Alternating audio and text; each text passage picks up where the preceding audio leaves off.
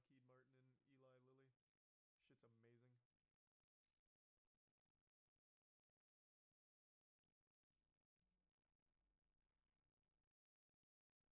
Riot Shield inside shopping cart is Galaxy Brain.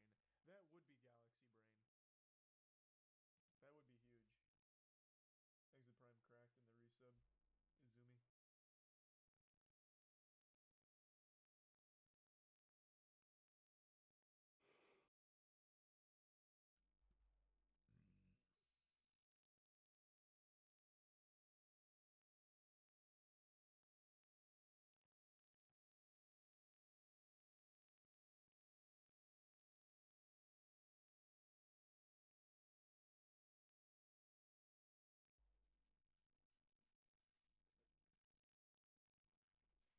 What's the Newegg accusation? First I've heard of that.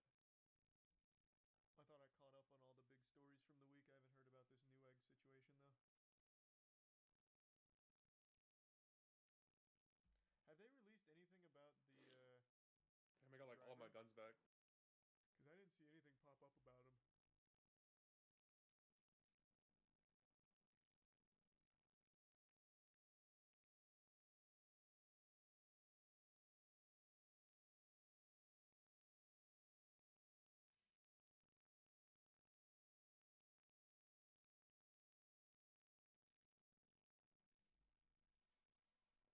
Newegg's going bankrupt? What?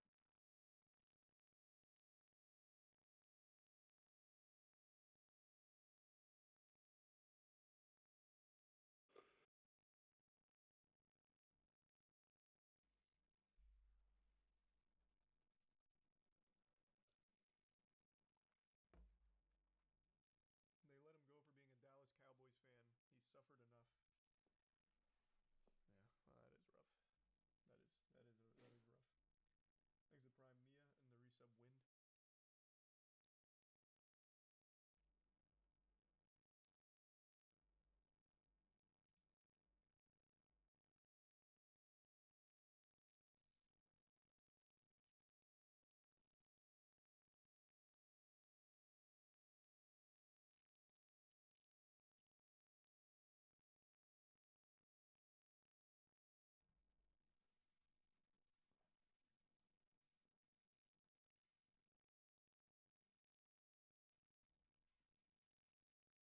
Newegg. No, so they're not. Oh my god, I don't even know why I bothered trying to get the information from chat. I'm getting so many different responses about the Newegg thing. I know shit about it. Why are people saying rip Joe Rogan? It's just been a meme for a long time.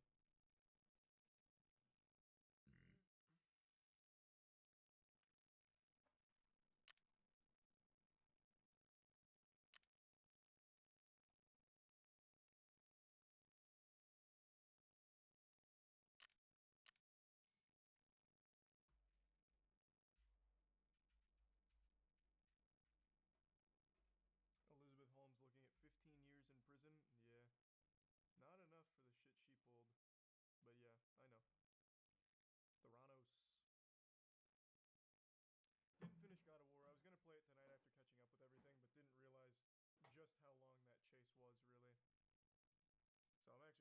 I think I'll call it a night and we'll just bang out some God of War tomorrow.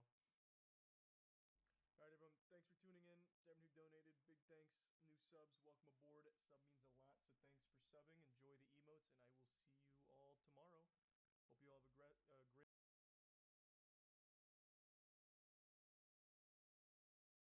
Not worthy to be an alpha?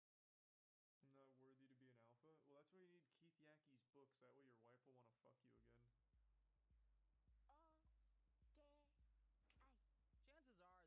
have no idea who Jacob Wall and Jack Berkman are. That's 100% well, in that accurate. case, sit tight while I fill you in on the details of the shenanigans. And believe me, there's a lot to get through with these two, and most of it's nuts. Today, we're presenting some very serious allegations against Senator Elizabeth Warren. He kind of looks like a John Schnatter if he was less greasy. John Schnatter's Papa John, the guy who claimed he'd eat 40 full pizzas in like a month or whatever, or a week, whatever the fuck it was. The man who's perpetually covered in oil. They look super similar. Involved in a very got my gun back whenever Explicit relationship. he died with his With a M4, male so escort who stands to my left side, a maybe he got his decorated shit U.S. back too. combat veteran, somebody who served our country, a war hero, truly. I don't think this is a funny thing. Why are they? What's going You're on? probably wondering what's happening here. Yeah. What you're watching is footage from a press conference in which Jacob Wall and Jack Burkman promised to expose Senator Elizabeth Warren for an extramarital affair involving this guy, Kelvin Willey, who claimed to be a male escort. Senator Elizabeth Warren first secured my services from a website called Cowboys and Rangers. The site Wow. is for attractive young men, as you can see. At the time, Senator Warren wanted not just rough sex, but extensive BDSM play. Why is this happening? She was very sexually adventurous. And Senator Warren engaged in substance sex with my friend from high school. Well, What's up, bro? hold on, hang on. What we're gonna show you now Thanks, Resub. is that the sex between The our Penguins. client here and Senator Warren was so violent that he actually obtained What about him? scars on his back. You can Yeah. see 2 scars here. Oh, he has a triple X tattoo. Like that's nutty. Xander Cage, baby. His only tattoo is the triple X logo. Alright. This is classic Vin Diesel. Ice Cube and people too. Was from the Cat o' Nine Tails. That was from Senator Warren's transgressions. Unbelievable. Between late 2018 and 2020, Jacob Wall and Jack Burkman held That's- several press yeah. conferences to smear major United States politicians. I gotta take a crap. Hold on, bro. completely fabricated stories. The circus-like spectacle of their attempted Elizabeth Warren smear has all of the common. Oh shit, my mic was muted. Most of them are held in front of Jack Turn that Burkman's down. house. A TV out front displays a graphic pertaining to the event. This one says Elizabeth Warren, cougar. Their security guard Louise stands there looking confused. Get that guy out of there. Don't freak me out. Get that guy out of there. Come on. They bring out their accuser, who barely reads the script handed to them without laughing or messing up the details. Using a language called dildo. So I can Is this supposed to be a comedy routine?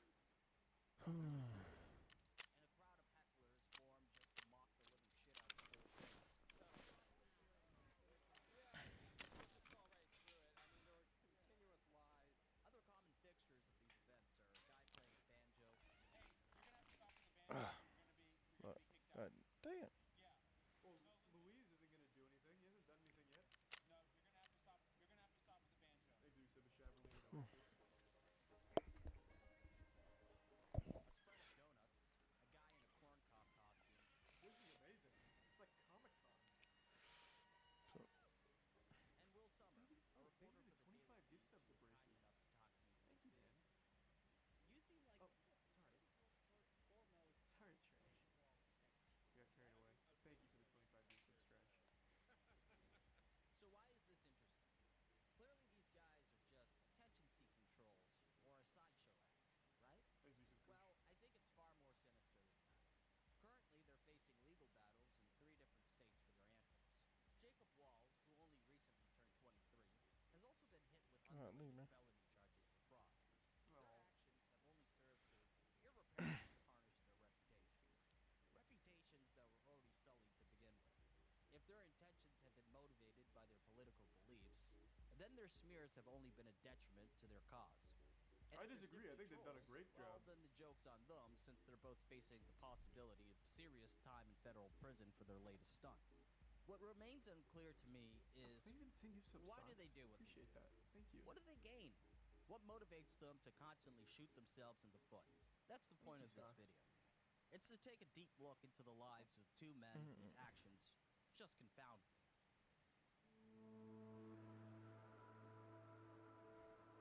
I don't think I've ever seen them before.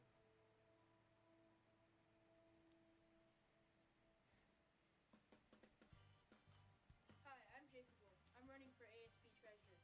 If you want more Thanks, Resub. dances, Baker and Tier more 1 spirit days, Punk more Star. lunchtime competitions, and a better treasurer, then you need to vote for me.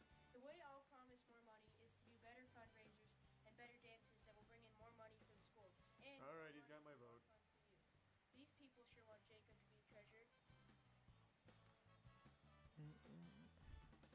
Jacob Wall was born on December 12, 1997, in Los Give me prime Angeles, wisdom. California. His father, David Wall, is a criminal defense attorney and media personality. It makes the His tier 1 mother, crunk. a social worker. A child of divorce who grew up in Corona, California, Jacob Bro, spent waiting his on my youth homie to shooting get back. guns, playing basketball, and accompanying his father to television news studios. Oh, he just got fucking dunked on. In his own highlight reel. Come on. It's got one Have mercy. caliber slug and 3 double aught buckshot pellets in here. I'm gonna test it out on Thank you for this another paper. 10 socks. Thank you, man. I appreciate it. In 2003, his father, David Wall, joined CBS2 Palm Springs as a legal analyst covering the trial of convicted murderer Scott Peterson. Following that, he appeared on Fox News as an occasional commentator. Although David Wall pursued a career as an on-air reporter, his ambitions never quite panned out. These days, he focuses on his career as a lawyer, sharing his conservative political beliefs on Twitter, and posing shirtless in boudoir calendars. Wait, I'd like to read that caption. Not too far. The Breck Worsham official 2020 calendar. I thought this was his own post. Pretty cool. I mean, the dad bods, it's in, man. It's here to stay. MAGA just got hot. Nice. Is this not like a problem for him in like his career, considering he's like an actual legal lawyer? I feel like posing for boudoir calendars is probably not great. Why would it be? Because they have to maintain like a crazy strict image, don't they? Saul Goodman can do it, he can. I guess that's true. I need this man to defend me in court shirtless.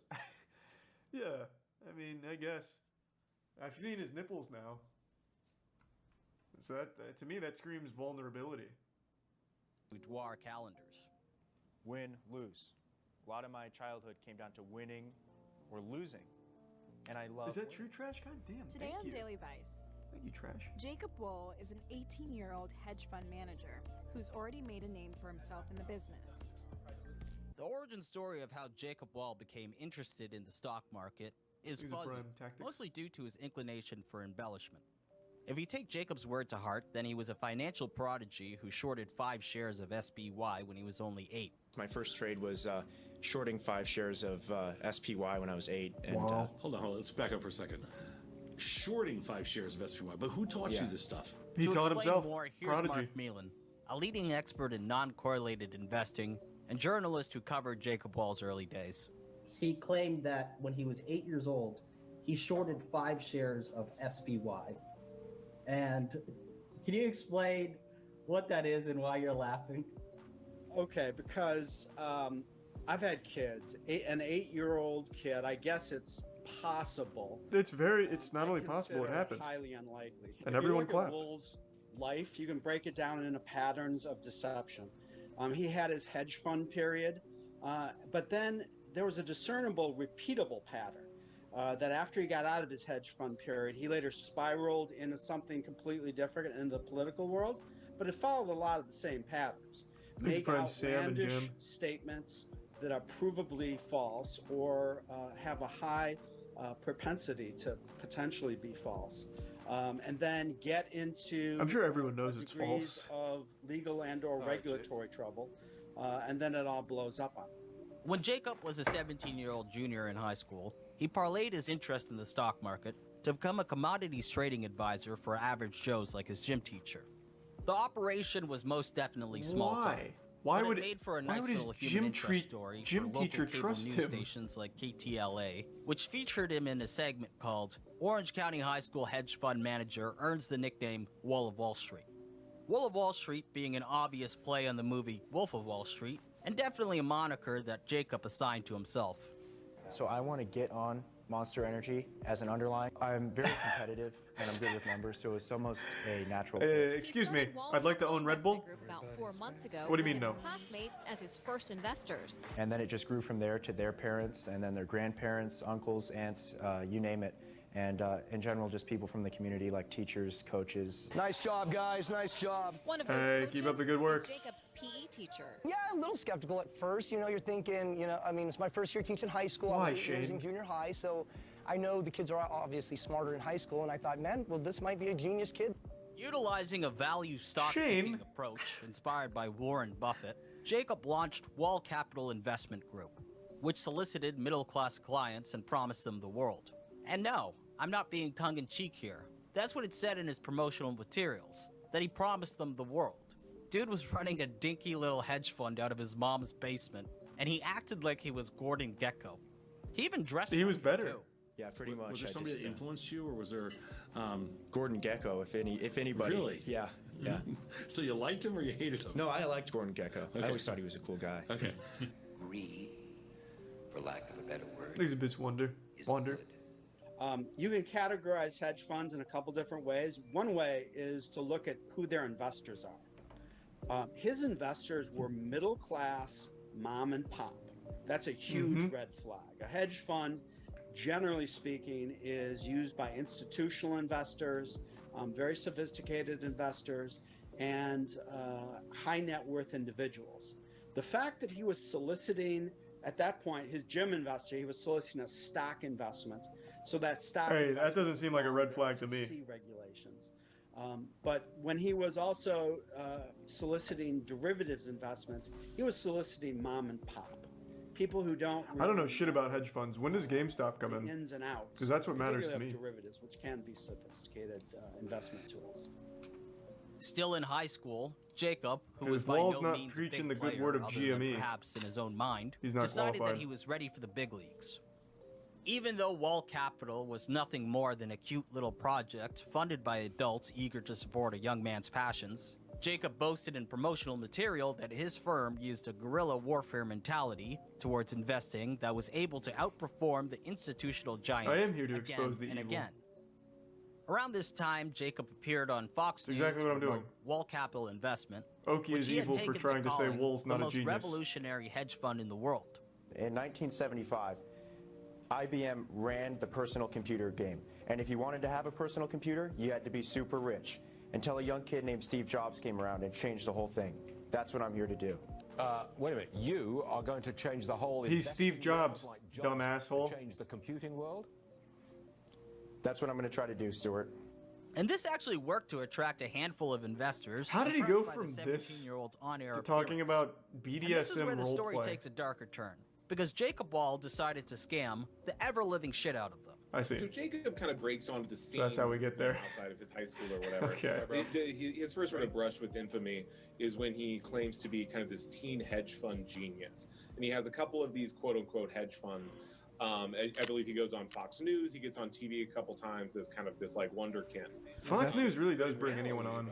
It's basically a fiction. It doesn't really exist, and so he's pitching these investors and he's getting tens of thousands of dollars. But he's not really making the returns he claims he's making. In March 2015, a man named David Diedrich contacted Jacob after seeing him on TV. When they spoke on the phone, Jacob baby, these are grossly big numbers. mischaracterized the size and scope of Wall Capital Investment Group. He told Diedrich that it managed 178 accounts,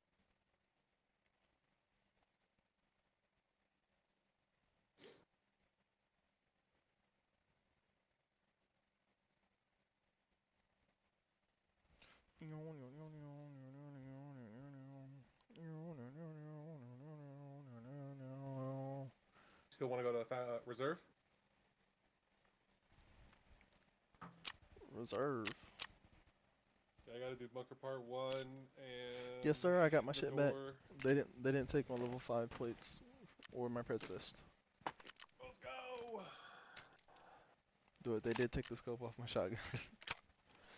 Well, yeah. Oh yeah, I never got my M4 back. That raid. Ow.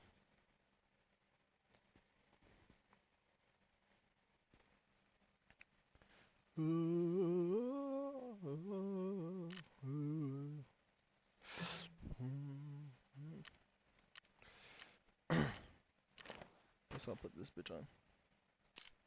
Decent more dust walker. You said reserve?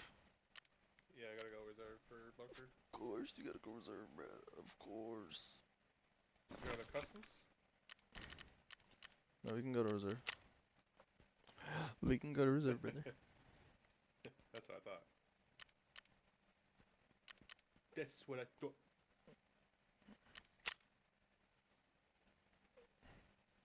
Yeah, I found a relax key, bro. Crazy. And the game after I got the relax key, I went to relax and got shot as I was opening the door. Epic.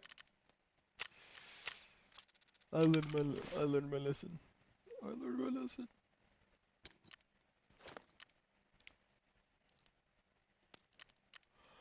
I'm ready.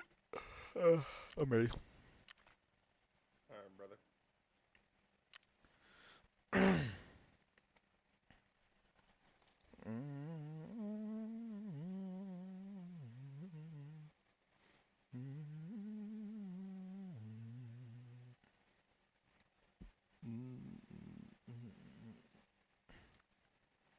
You know, I get this this little Discord overlay off my screen. Yeah, you gotta go to the Discord settings and turn off overlay.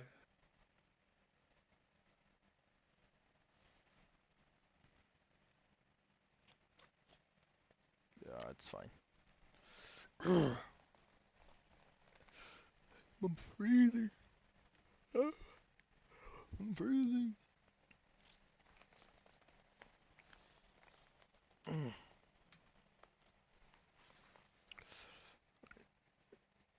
You know how I was streaming on Twitch?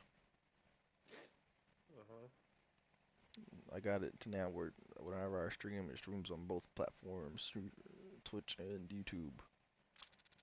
Nice.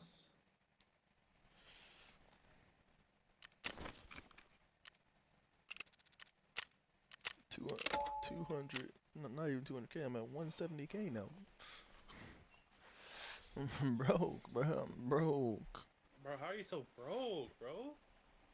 You're at 2 million. I had 1 mil, 1.2 mil yesterday. I'm sitting pretty. I'm at 2 million. Maybe not. Maybe not, bro. The reason why you're losing all the money is because you're building those AKs and dying. I'm not building AKs anymore, bro. I'm building SKSs or 200K builds, and I kill people. Still. I just die to other people. Oh, bro. Crazy, bro. Oh, hold on. Let me tell you. Hold on. Let me put my jacket on.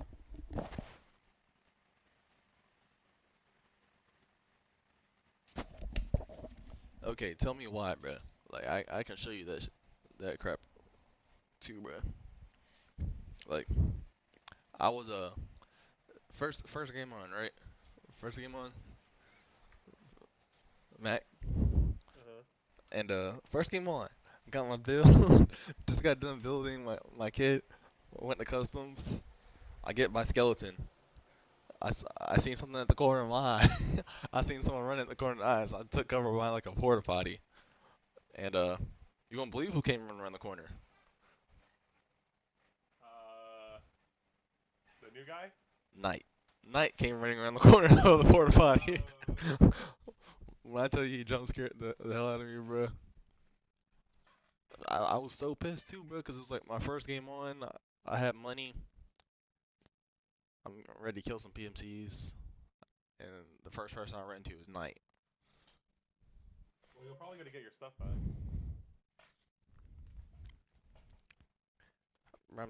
Like, I haven't been getting any of my SKSs back, bro. I've been using them since yesterday.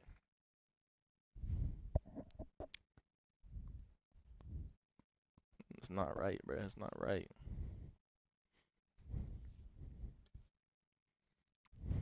Now I'm out here I'm out here level 22, looking like a bum.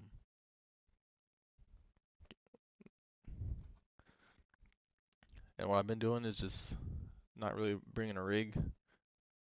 I got a rig on now, but I just been buying a T20 backpack and just going in and grabbing shit and leaving.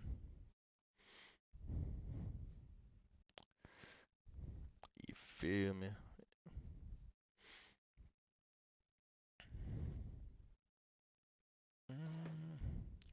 No limit. Tell ya I'ma murder that. No limit, baby.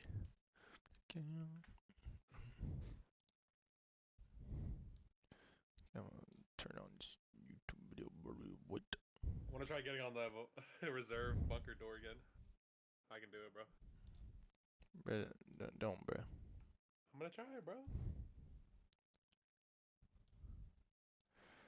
It's only a shotgun kit. Like last time.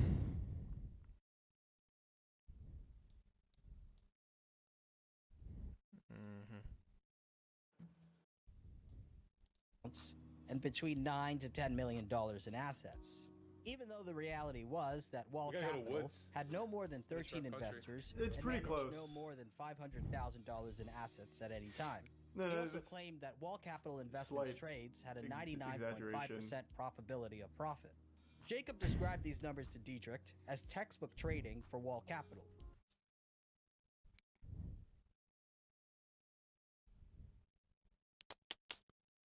What to watch? Good luck sleeping tonight with this villain I'm about to put on your radar. You will be trying to snooze with one eye open and one eye on your phone, looking for any Ring doorbell alerts. Because there's a menace on the loose. There's a maniac afoot, and SpongeBob isn't here to catch him yet. We're talking about the Porch Pooper, an elusive, nefarious scoundrel that's leaving undesired presence on the front door of one man in particular at the moment. But this could be just the beginning of a crime spree. You've probably heard of porch pirates, but what about porch poopers? Don't know any other way to say it. I can think of like 100 other ways to say it. Why didn't you just ask me? But I will say, Porch Pooper, I think, is very solid. That's a great alliteration that just flows off the tongue. But I've got some cool names for this cryptid. Feel free to use them. The Patio Shadio. Spready Fazbear. Poop Shitman. I had PP and PS. I'm partial. My magazine was popping off. Alright.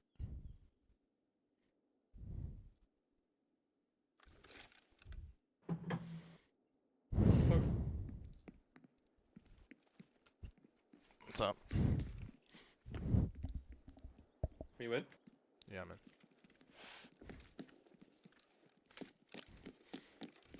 It's all back here.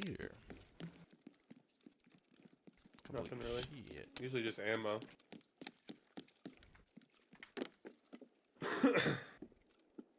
Got the worst spawn for the bunker, bro.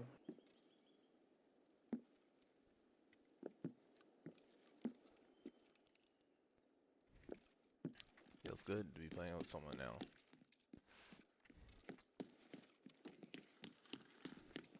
Alright, come on.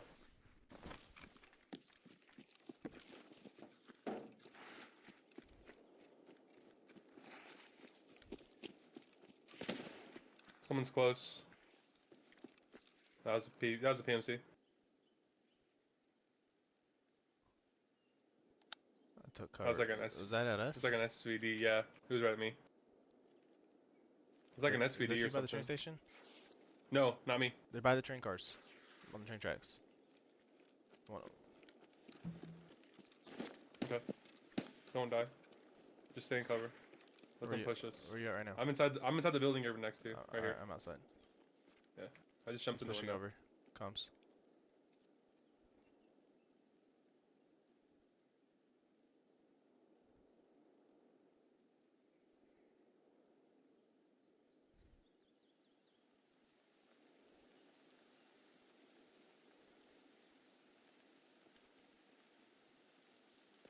He's running back to the train station.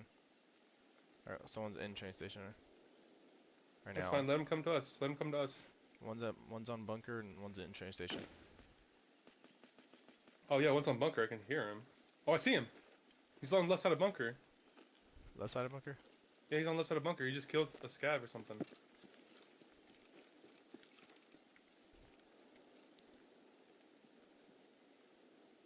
On the left side, so on the hill? Yeah, he was on the left side. Yeah, on the hill, and he was moving towards the center.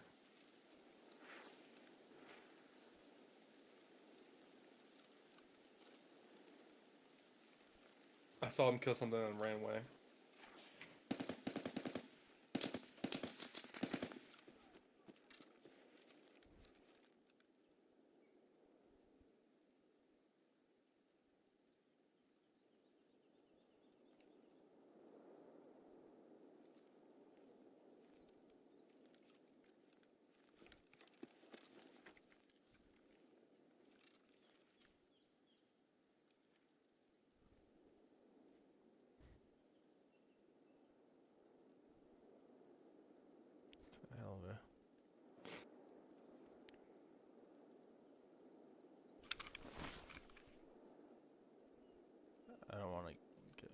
crossfire they do in train station.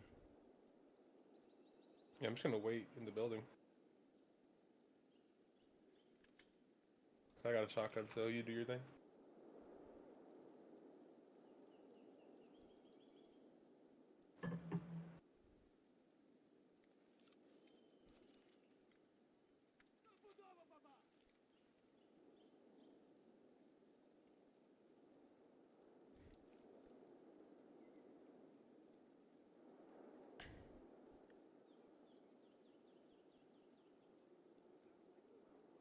Wonder where he went. This guy's not shooting.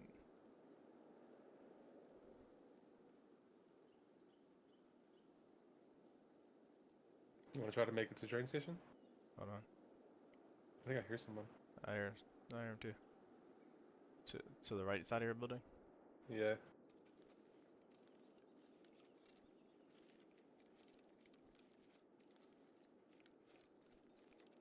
I'm walking right now slowly.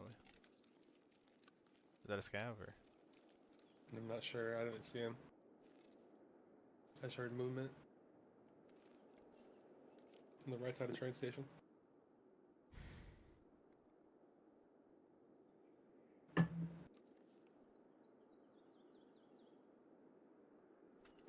gonna run over there real quick.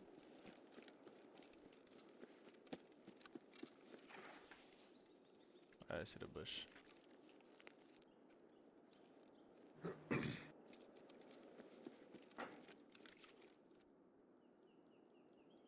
I'm behind your building. Alright. Oh, sorry, I'm not streaming.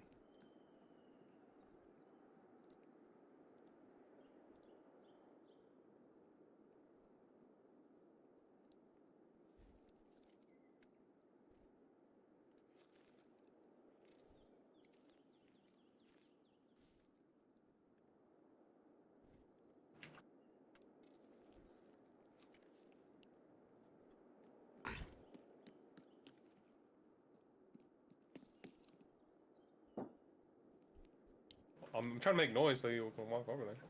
Oh, I thought you were going over there. No. Alright.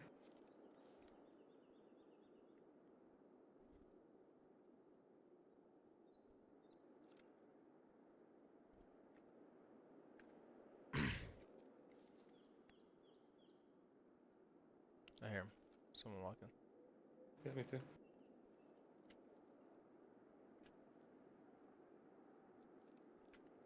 I see him. He's on the back side of the train. He just walked in the door.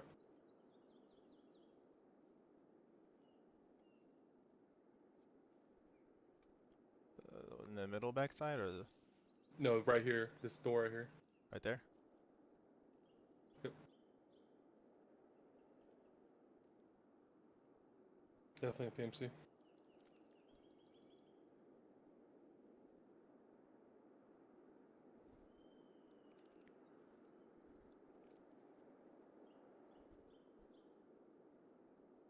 First thing I'm gonna go for is his legs.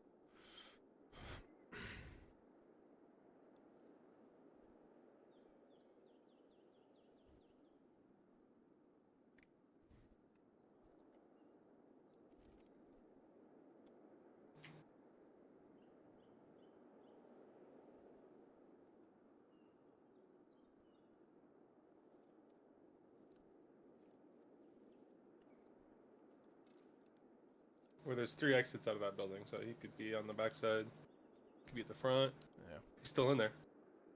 Someone's coming up from bunker.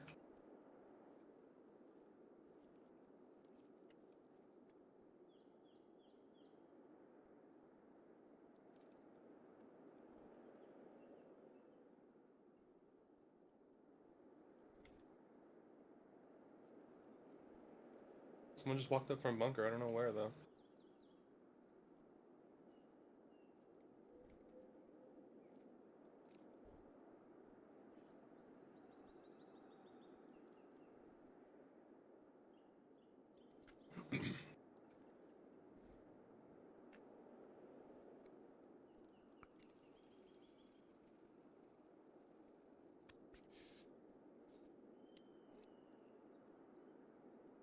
I think he's behind the truck. Or behind that building.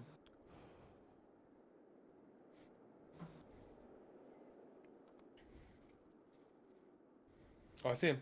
Where? He's in the bunker. He's in the bunker. On the bunker? Yeah. On the backside of the bunker. I just saw him walk towards the next bunker.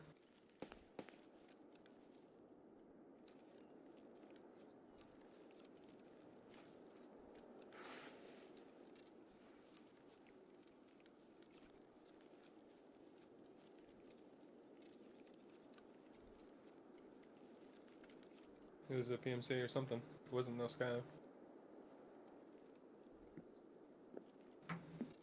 No AI Scav.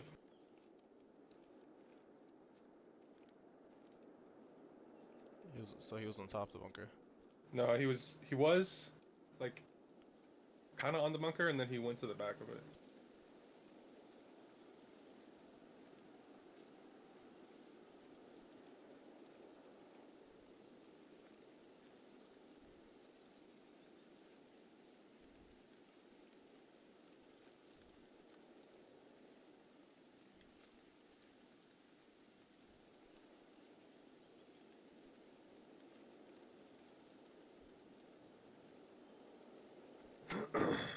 Yeah, he was like right there. Right where you are. He walked back.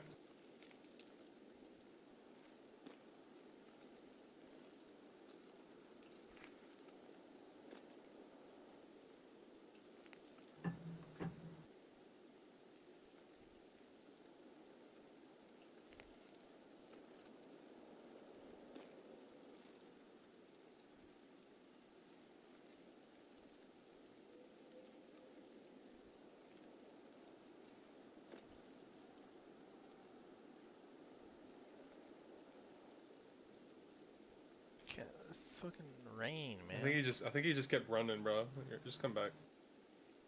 Unless you want to walk that way.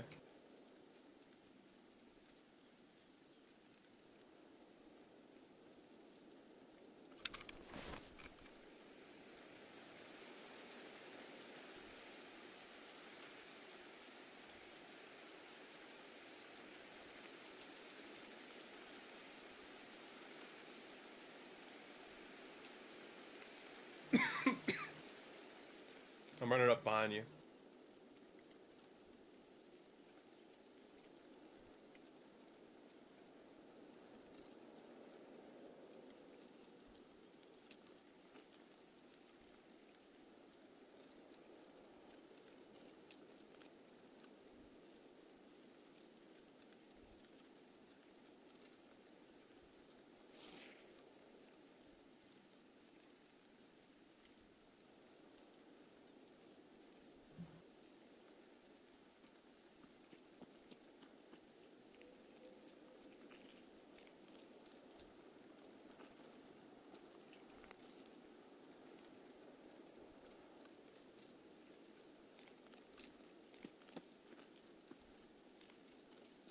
Where do you want to go? You want to check up here real quick? Clear.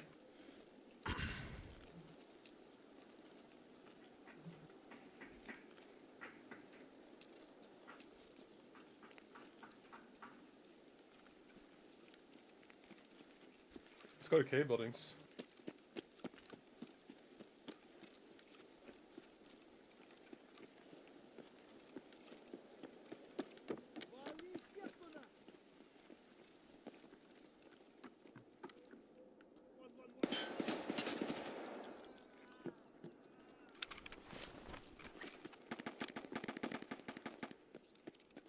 Go ahead and get on one of these train cars.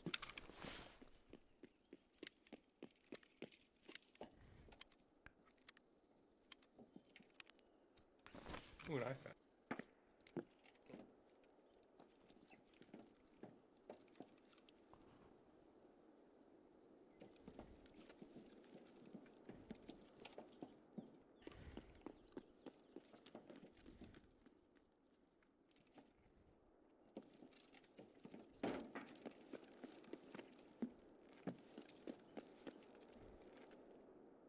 Someone's in front of me. Towards the front of K buildings.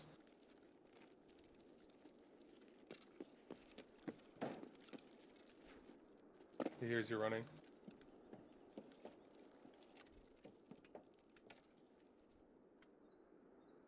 Keep running. Just keep running. I'm gonna sneak up on him.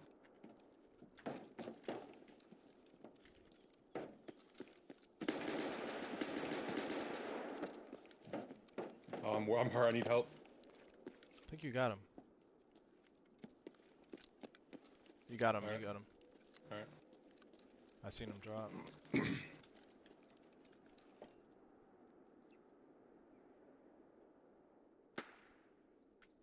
Oh, scavs are in.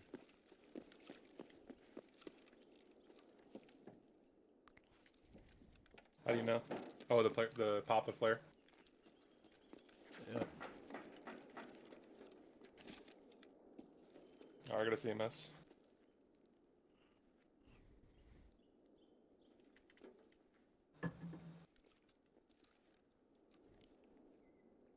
Was that a player? The PMC? There. I think it was a PMC. Here.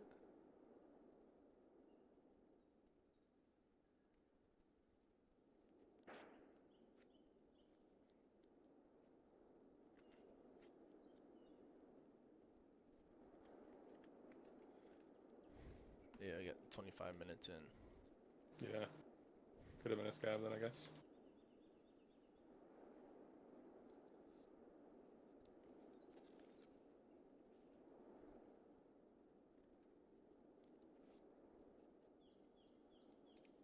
Alright. Yeah, it was a scav. God damn it.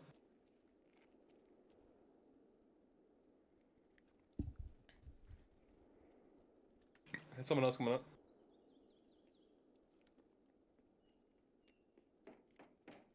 What's scav?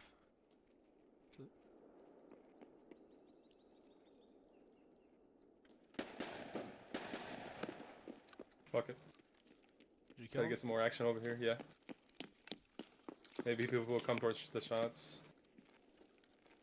I said we get out of here, brother.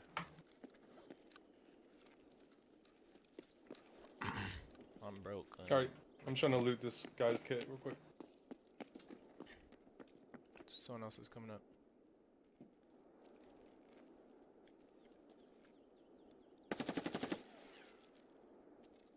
Not anymore. Fuck.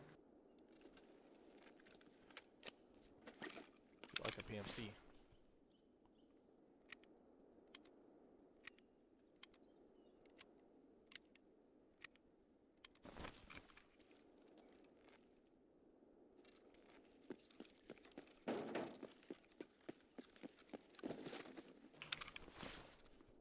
Did you run in?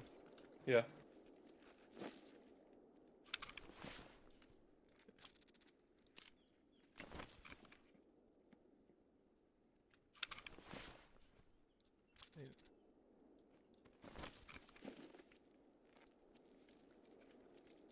I think it's another PMC.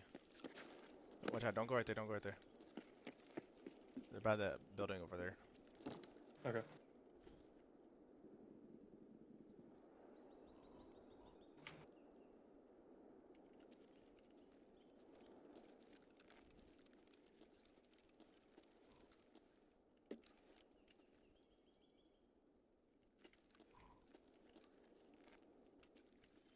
He was strafing from left to right when I seen him.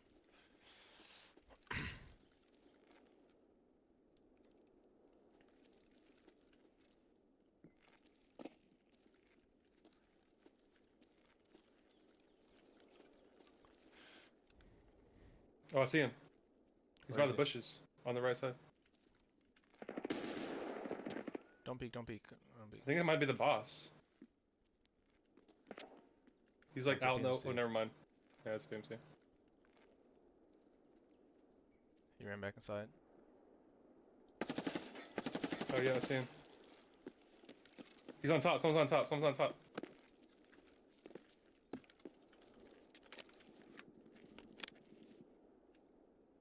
Someone's on top. Yep.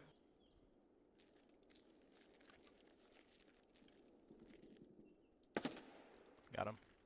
Oh my god, you're nuts. I'm running back up.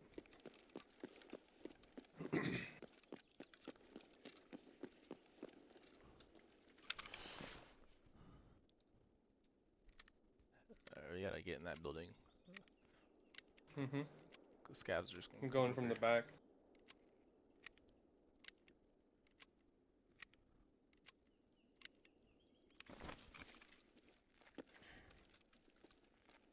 Let's go. I'll go first since I got the shotty. I think he's out. He's out where? No, I thought I seen him out front. No, I was tripping.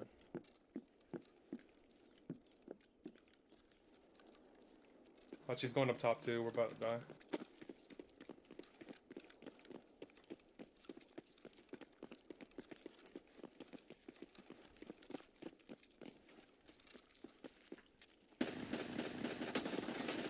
I killed another one. I think there's a scav. Yeah.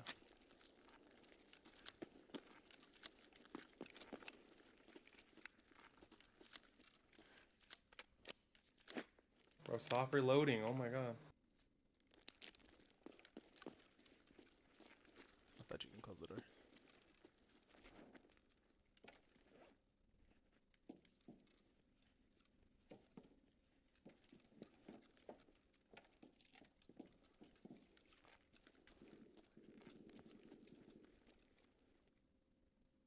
I'm so scared to hop up here. Well, they can't get up there from where they are. No. But they can shoot you from the windows.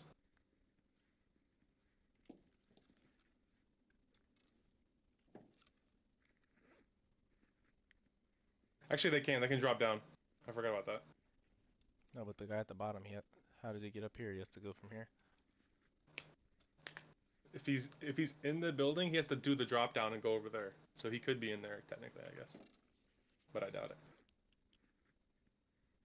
But there's no access for you anyways. You can jump out the window. That's it.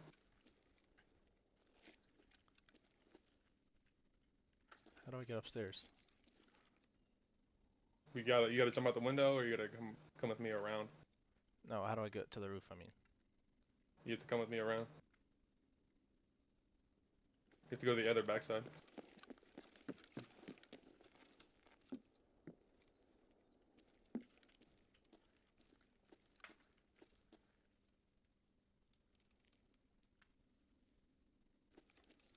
okay.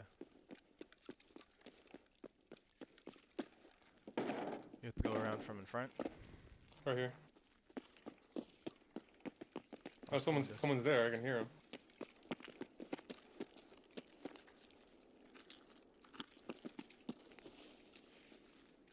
Someone's inside the building.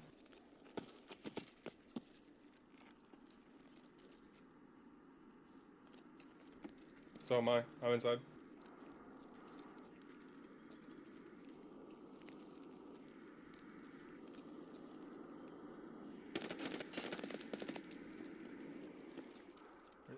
Where'd those shots come from? He's right here. He just reloaded.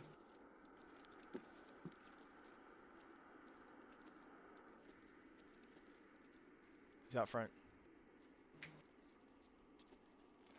Yep, he is.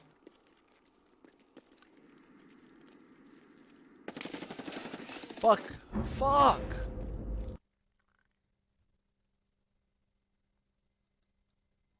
I look like a player scav. That was a PMC. Damn. He's at MPX.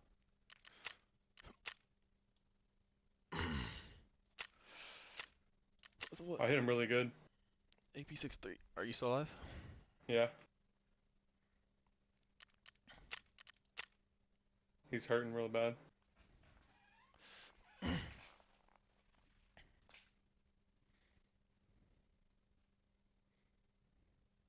Got him.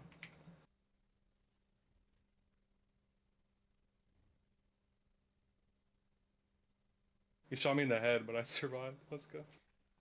I survived AP63? No way. One thing I hate is they fucking start limping, bruh. It fucks my aim. Oh, I got one of my cases back. Let's go.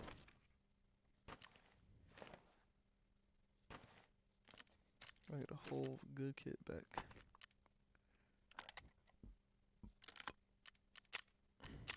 there's the dude upstairs. Oh yeah. Salute.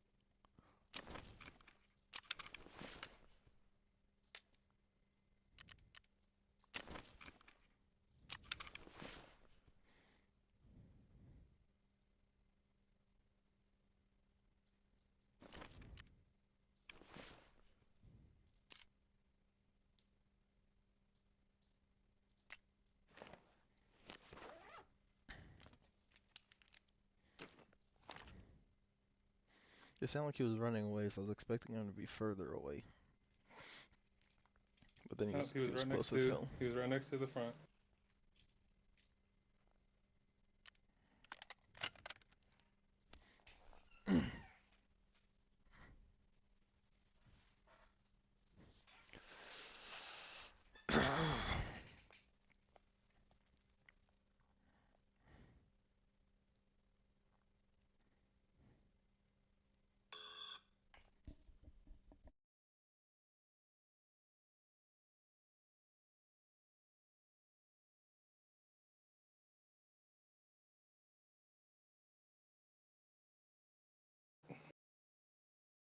The poop shit man myself. It sounds like the name of a Kojima character, like Die Hard Man. Right now, LMPD is looking for a man who has been using the bathroom on Louisville homeowner's porch all week long. Ward Jollish tracked down the homeowner and spoke with him about being targeted by a porch pooper. That's the last kind of person you want to be targeted by. That's like being hunted down by Jason Bourne right there. A porch pooper has set his sights on this one homeowner in particular for no reason that they can figure out yet. It seems like random act of shit. Listen, a warning. While we won't show you everything, okay? We won't show you everything. Some may be grossed out by this video. When I first watched this, I actually There's another thought this was person here. about to be some kind of like sly plug for their Patreon or something, or like exclusive membership content on their YouTube channel. Look, we're not going to show you everything here, but sub to the Patreon or join on YouTube and you get the full ass blasto experience here, poop and all. More butt cheek and more feces than you can handle. Enjoy to your heart's content. But it's just her letting viewers know, like, hey, there's a dude fucking squatty pottying on this guy's front door, and even though we censored it, it's still kind of yucky. It all started with this. Sunday night, a young man in a red shirt walks up to one Louisville home well after midnight and begins peering inside. The homeowners have no clue. After a few seconds, the man runs away in his socks and disappears into the night. But the next night, he returns and leaves a horrific surprise. There's a lot to unpack here. If you ask me, it doesn't seem like he's in his right mind. He's got to be under the influence of something, it looks like. Because he's approaching the door and he starts doing this with his hands like he's fucking putting binoculars on to see inside of it, about to use x-ray vision or something. I know it's an effective strategy when you actually get to the door so you can see in a little bit better and focus, but he was doing it like from way too far away for that to be useful at all. And of course you have to be off your goddamn gourd to take a shit on a stranger's doorstep. But what's even weirder about this is that it was a premeditated shitting. It wasn't like some kind of impulse thing where he just had the bubble guts and just couldn't hold it in anymore, the dam broke. He went to the house one night, cased the joint basically, scoping out the scenery, making sure it's like the optimal place to take a shit. Came back the following night after cooking it up, like charging his alt for 24 hours, and then released the payload. Like, he just took the dump the following night. So this was something that he had planned out from the sound of it. And looking at the footage, he was wearing the same outfit. At least if this footage is the proper timeline where he went to the house first just looking at everything, and then came back the next night taking the shit. He's wearing the exact same clothes, so he didn't even like bathe or change in that mechanisms? time. Tuesday morning, I went out to my front porch and noticed this, what I thought was a cat poop. The homeowner, who wishes to remain anonymous but who will refer to as Jim, then checked his doorbell camera and realized it was no cat at all. And it turned out to be a person. And not only did he defecate, but he also urinated on our welcome mat. This seems personal, but the homeowner Jim has no idea who this guy is or why he would do this in the first place. And to make matters even worse, I'm pretty sure I have that exact same pair of pants that the porch pooper is wearing. So I may have been burgled by this gentleman. Maybe he broke into my house in the middle of the night, stole my pants, and left a fucking surprise somewhere that I haven't found yet. And now he's wearing my pants while shitting around the town. What's even more disturbing is that the man returned a third time the very next night.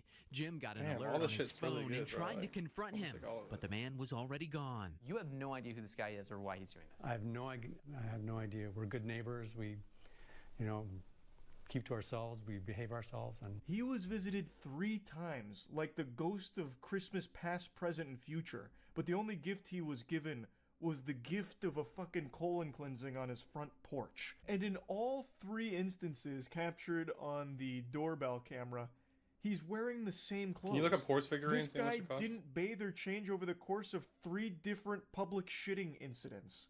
His hygiene stinks. This guy fucking super sucks. I imagine him going around town, he has like this cartoonish stink cloud that follows him around. He is probably unbearable to be near. Holy shit. Jim has now filed 3 police reports for each night All right, his bet. home has been Thank you. targeted, but so far, no arrest. Just a big mess he's now forced to clean up. I'm relieved that he's not violent or he's not trying to force entry. He's just doing his deed.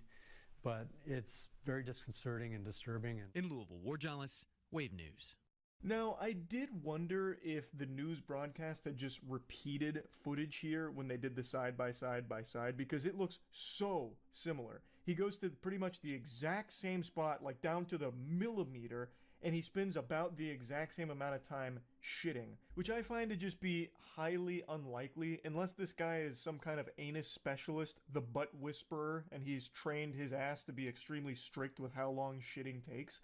Then it just seems weird that it's pretty much the exact same across all 3 instances. But it is very possible because when he's, to debunk myself, when he stands up in some of the shitting there, he reacts differently. So like in one of them, he looks at the door, and the other one, he doesn't and just immediately looks to the left and goes away.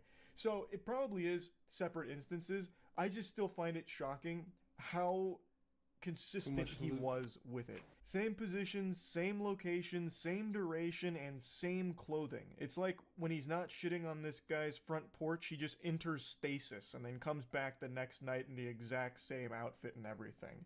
It's just so peculiar. So yeah, hopefully they catch the porch pooper sooner rather than later. I'd hate to see more homes ruined by such foul fecal matter being spread haphazardly like this in locations where it shouldn't be. So yeah, hopefully Jim no longer has to deal with this porch pooper.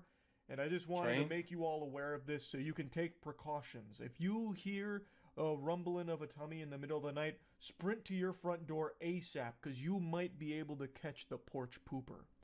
Yeah, so that's about it. See ya. I've never had a threesome, and I've never had an experience where I read something so cringe that it made my tummy upset. One of these 2 things is about to change today, and I don't think it's the threesome. I just read something Oh, my bad. My mic's from, muted. I yet said, yeah, again, that's the safer way. my deep diving onto the horrors of modern dating with absolute deranged weirdos. And the whole interaction was so He had AP63 in Max too. mind-bogglingly peculiar that my body couldn't help but suffer from a physical reaction after finishing this adventure here. I don't know where these men are coming from. These dudes are just being printed in the cringe factory and being thrown into the dating world as like the worst NPC encounters you could ever have. So anyway, let's go ahead and dive in. But before doing that, just a quick heads up. The Moist Global Retro Basketball line is still available right now. This is the best assortment of merch the internet's ever seen, so you can go to moistglobal.com right now and pick something up. Links in the description. I just read some of the backstory she was posting about this situation in the comments, and it's actually pretty sad. Apparently these 2 had been dating for about 3 years. It was a horrible situation all around, and a couple months ago she left and took the kids.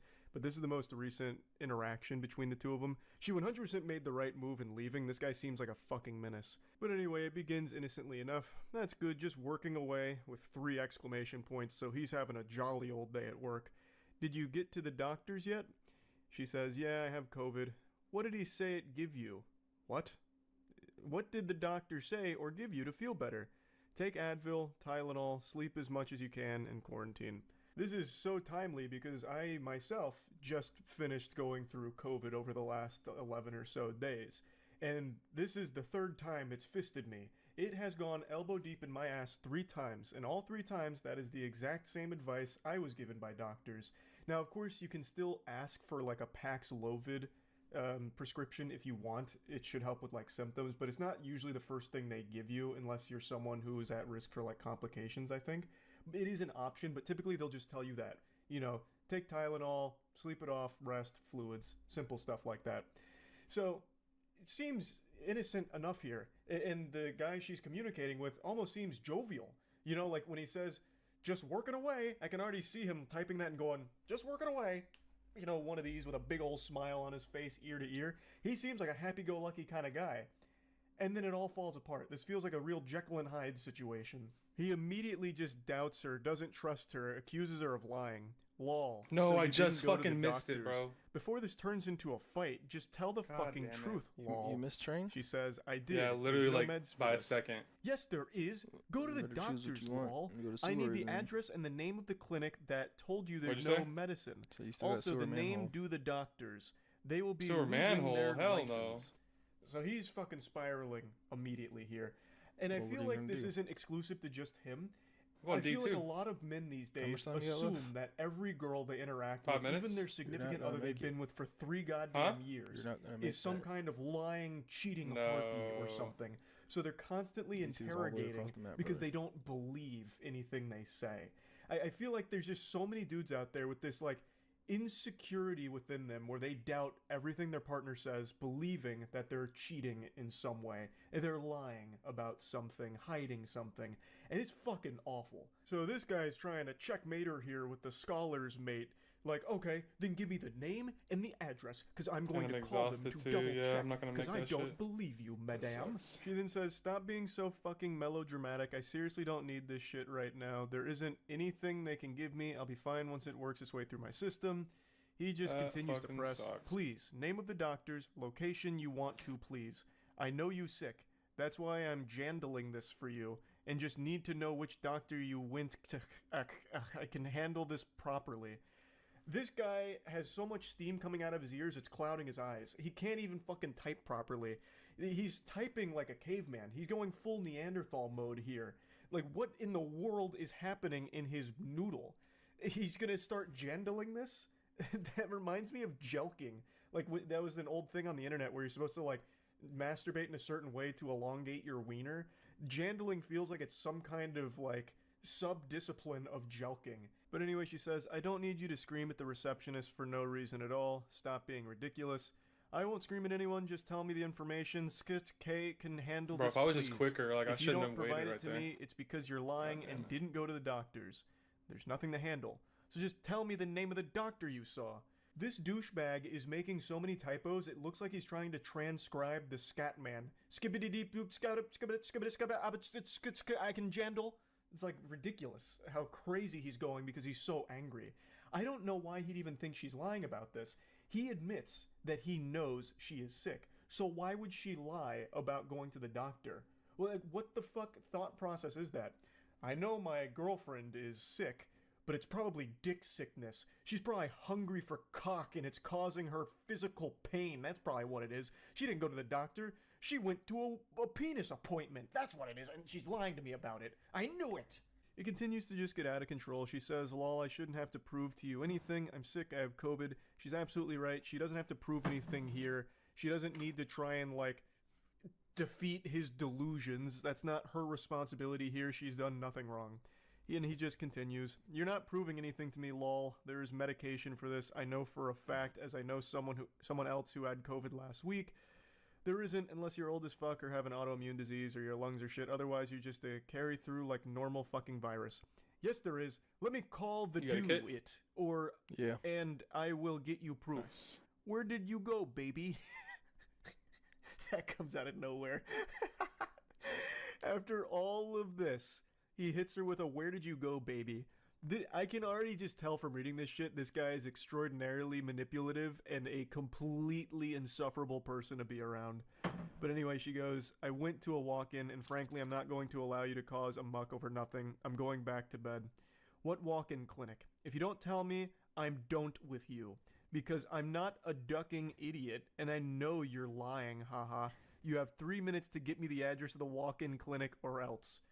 So now man's out here setting a time limit. He's dropping the ultimatum. You give me the name, and I will hunt them down. Out here like Liam Neeson, about to track them down with his particular set of cringe skills. I guess his thought process was he just wants to confirm that she actually went to the doctor, because for some reason he doesn't trust her even slightly, even though they've been together for 3 years. I also imagine if he did call them, he'd start yelling and screaming and causing a big hoopla, because he seems like that kind of unhinged, deranged lunatic that would do shit like that. But anyway, the 3 minutes to get me the address of the walk-in clinic or else, that's it. Buy more chances for you. She says, fine, be done with me because I don't want you yelling at someone for no fucking reason. He says, no one's going to get yelled at. You're just nothing but a liar and KM Jot a fucking idiot. I wouldn't have even called them, but everything you say is a lie. And you think I'm an idiot, and you can fool me. Anyway, joke's on you. Enjoy. Hope it was worth it, kid. His use of exclamation points and emojis is absolutely infuriating. But even more so than that, the cherry on top of the shit cake is him saying, hope it was worth it, kid.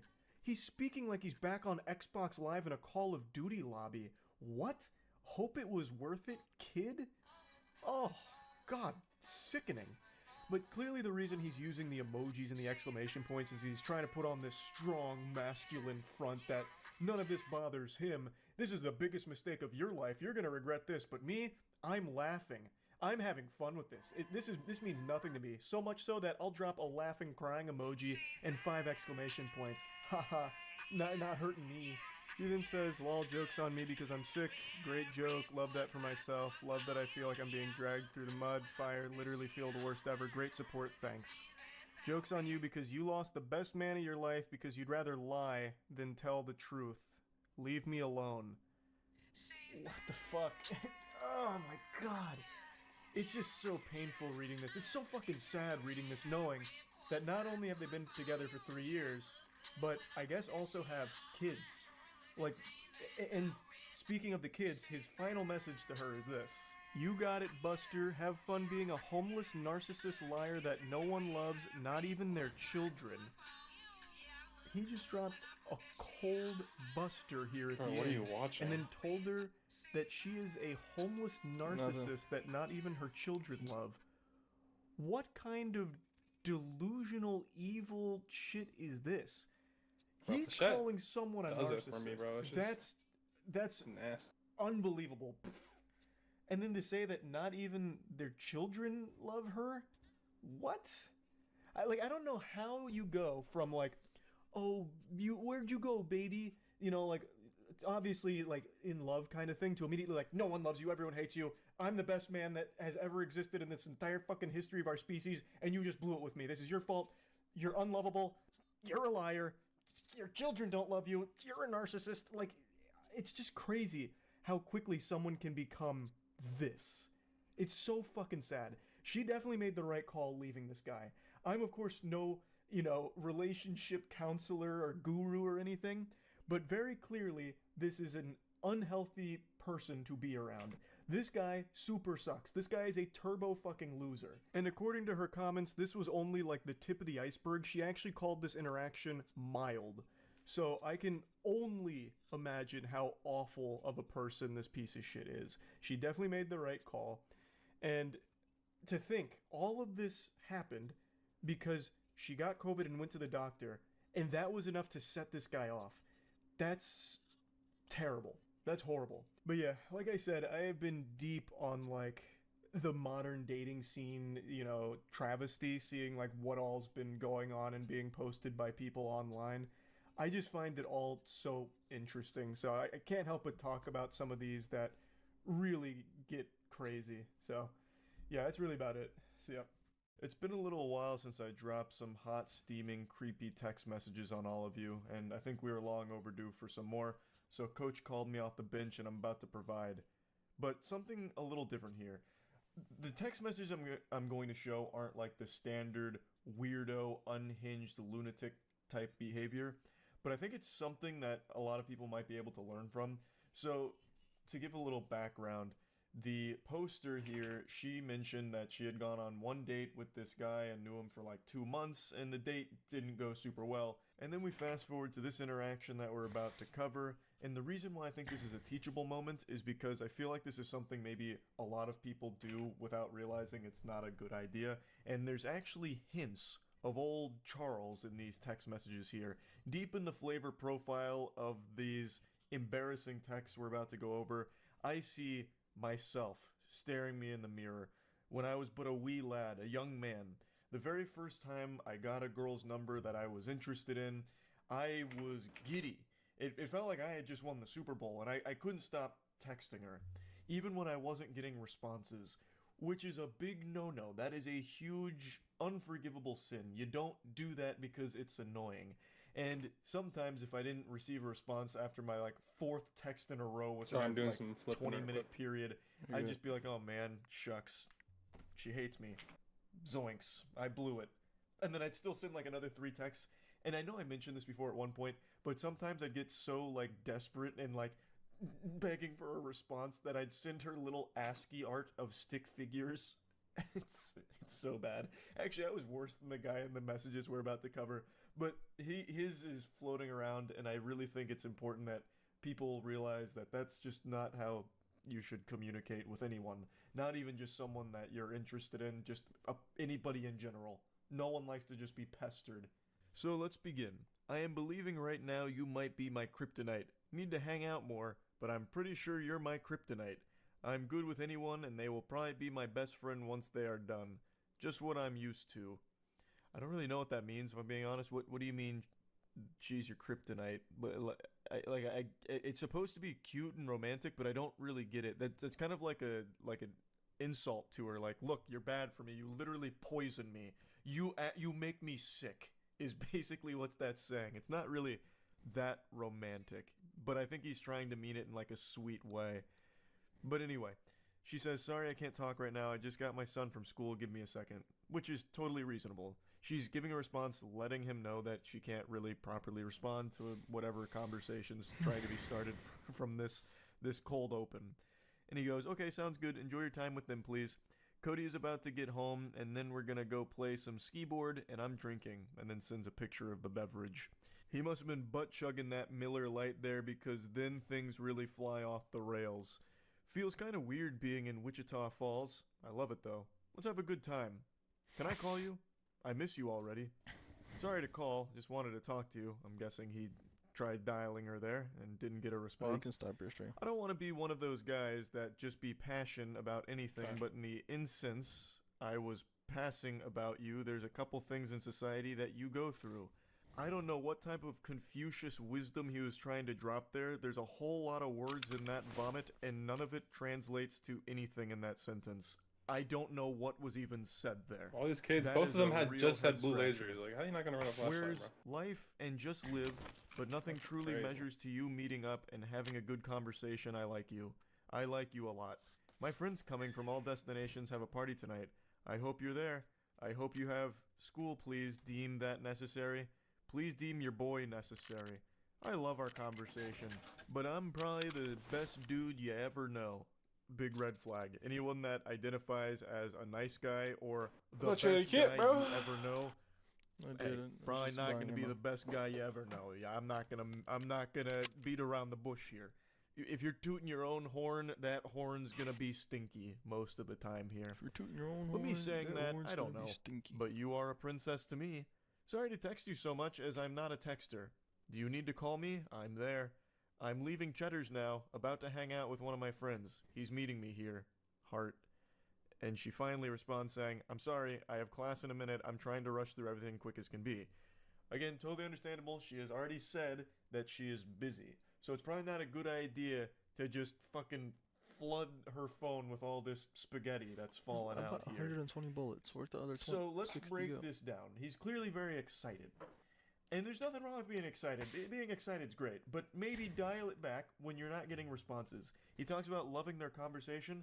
brother, there's no conversation except for the one you're having with a ghost right now. There's nothing happening in these messages. You are speaking to yourself. To me, it seems like he started panicking when he wasn't getting a response in a be selling shit to time period Peacekeeper, he bro. felt was acceptable. So then shit. just kept sending more and more text messages on top of it, just bombarding her. AP63. And then he sent another picture of, I believe, them out and about. Another thing is, I don't think just sending a bunch of pictures is a good idea either when you're not getting responses. That makes it seem very desperate. Just let this sit for a bit. Just let it ruminate. Let her marinate on this and get back to you when she's not busy.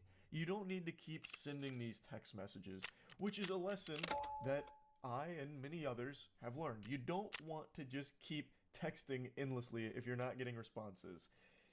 There's this unspoken rule, I suppose, about, you know, double texting or the forbidden jutsu of a triple text. Of course, it's mainly a meme, but there is some real logic behind it.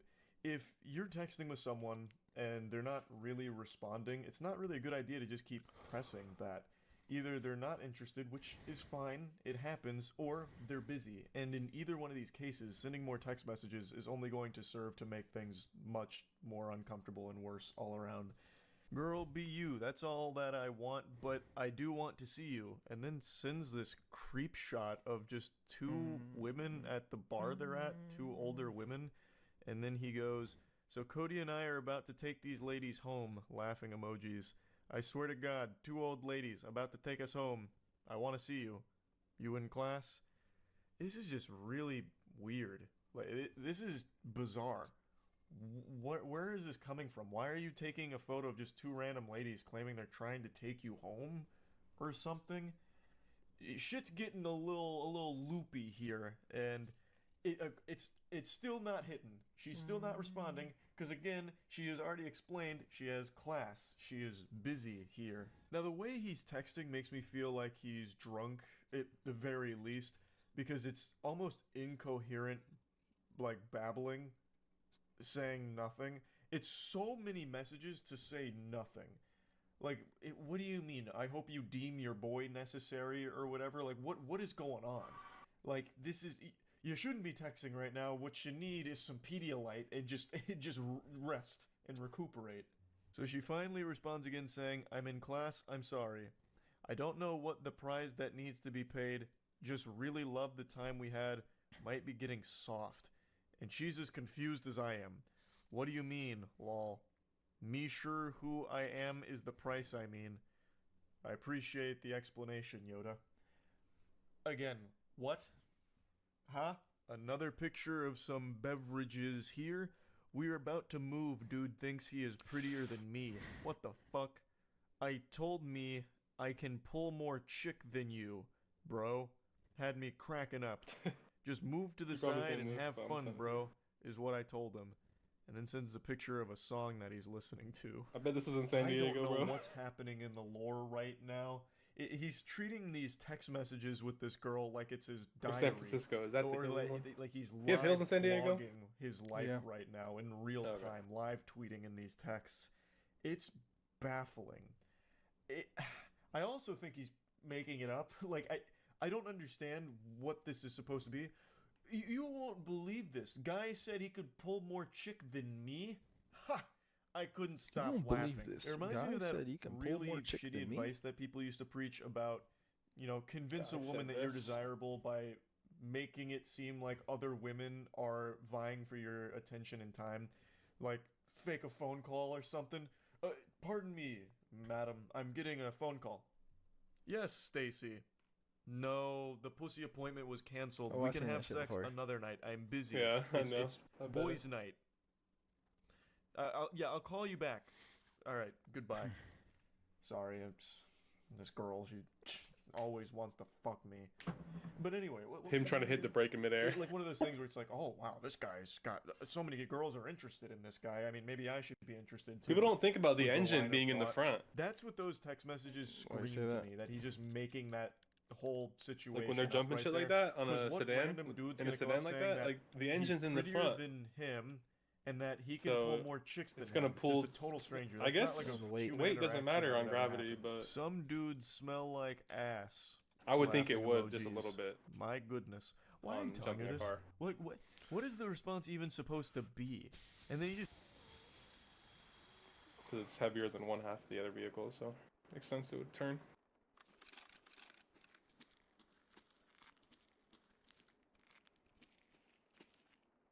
Alright, bro, we're in. We go down a bunker.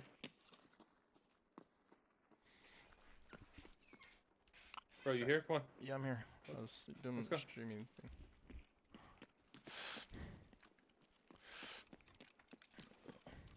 Oh shit. This way.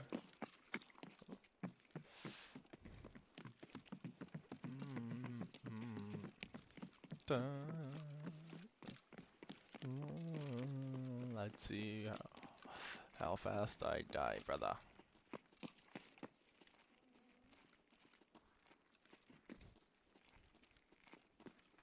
Alright, stop running. Stop running. No, fuck that. I gotta get down there, bro.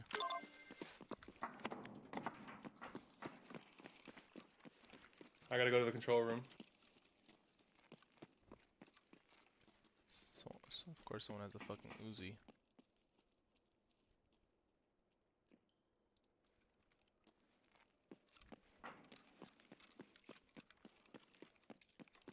Alright, we're good.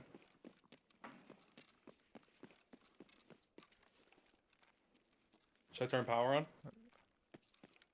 It's up to you. Okay.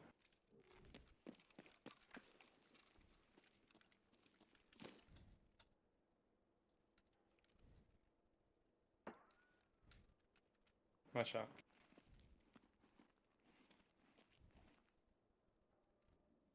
What side are you on? Sandbags. Alright.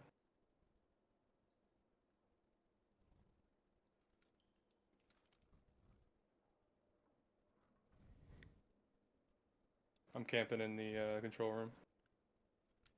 Copy that, mate. I'll let you know someone's coming in from Queens. And I'll try to headshot them.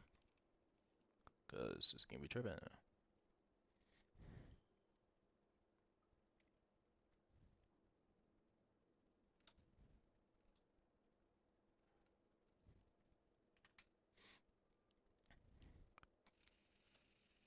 I thought DT used to light up when power goes on. Or it only lights up when the switch has been pulled. I guess now. Yeah, on the switch it gets pulled when they push the door.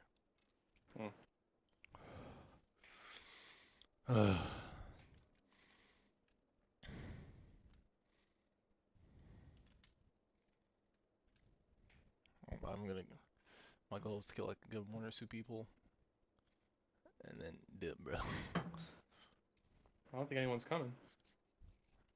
Usually people are here by now.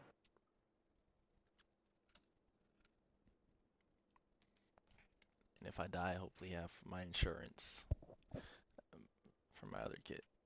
I'm getting so much of these SKSs back, bro, with scopes or without. I thought you said you weren't. Well, this one just came back from insurance, so I guess they're gonna start coming in now. Alright. Unless people just take my whole SKS, but Yeah, now seems about the right time to be getting them back, honestly. Did you jump in? Nope. Someone's coming down Queens. 2 people coming down Queens. Okay. Oh my god, it's a squad. Just don't shoot. Unless you. I think they see I don't me. even know. No. I think one looked directly at me, bro. Yeah, but it's dark as fuck. Oh, I hear him jumping now. Oh yeah, he peeked me. Oh. Then move. He knows exactly where you are. One went back up Queens. They might come back to that right hallway. Alright.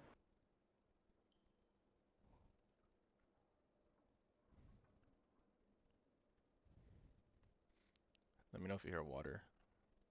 Alright. Then I'll run over.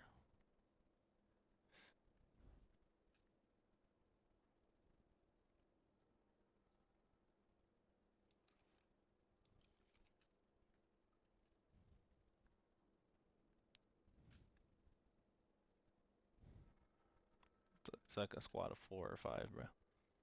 God damn. I can't believe they just ran.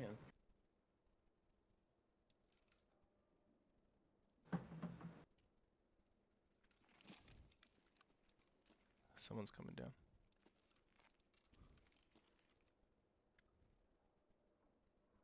They're up there where water is. Okay. And one's still at Queens.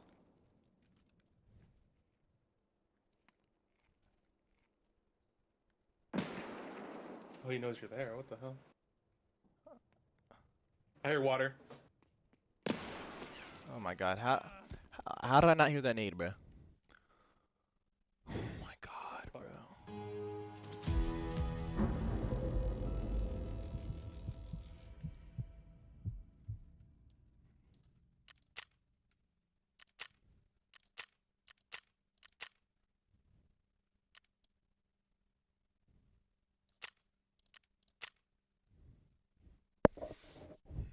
Good, bro.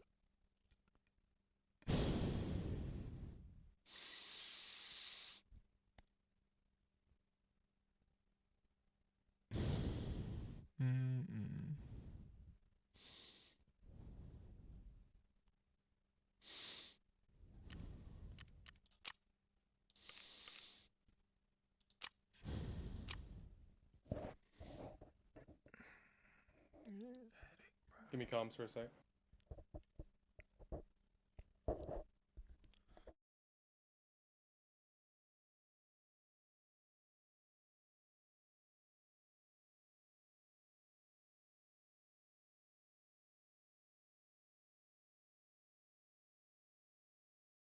He sends like another random photo of someone playing pool, presumably him playing pool. I guess I don't know. He just keeps sending all these fucking photos of beer, two old ladies, him, beer, pool.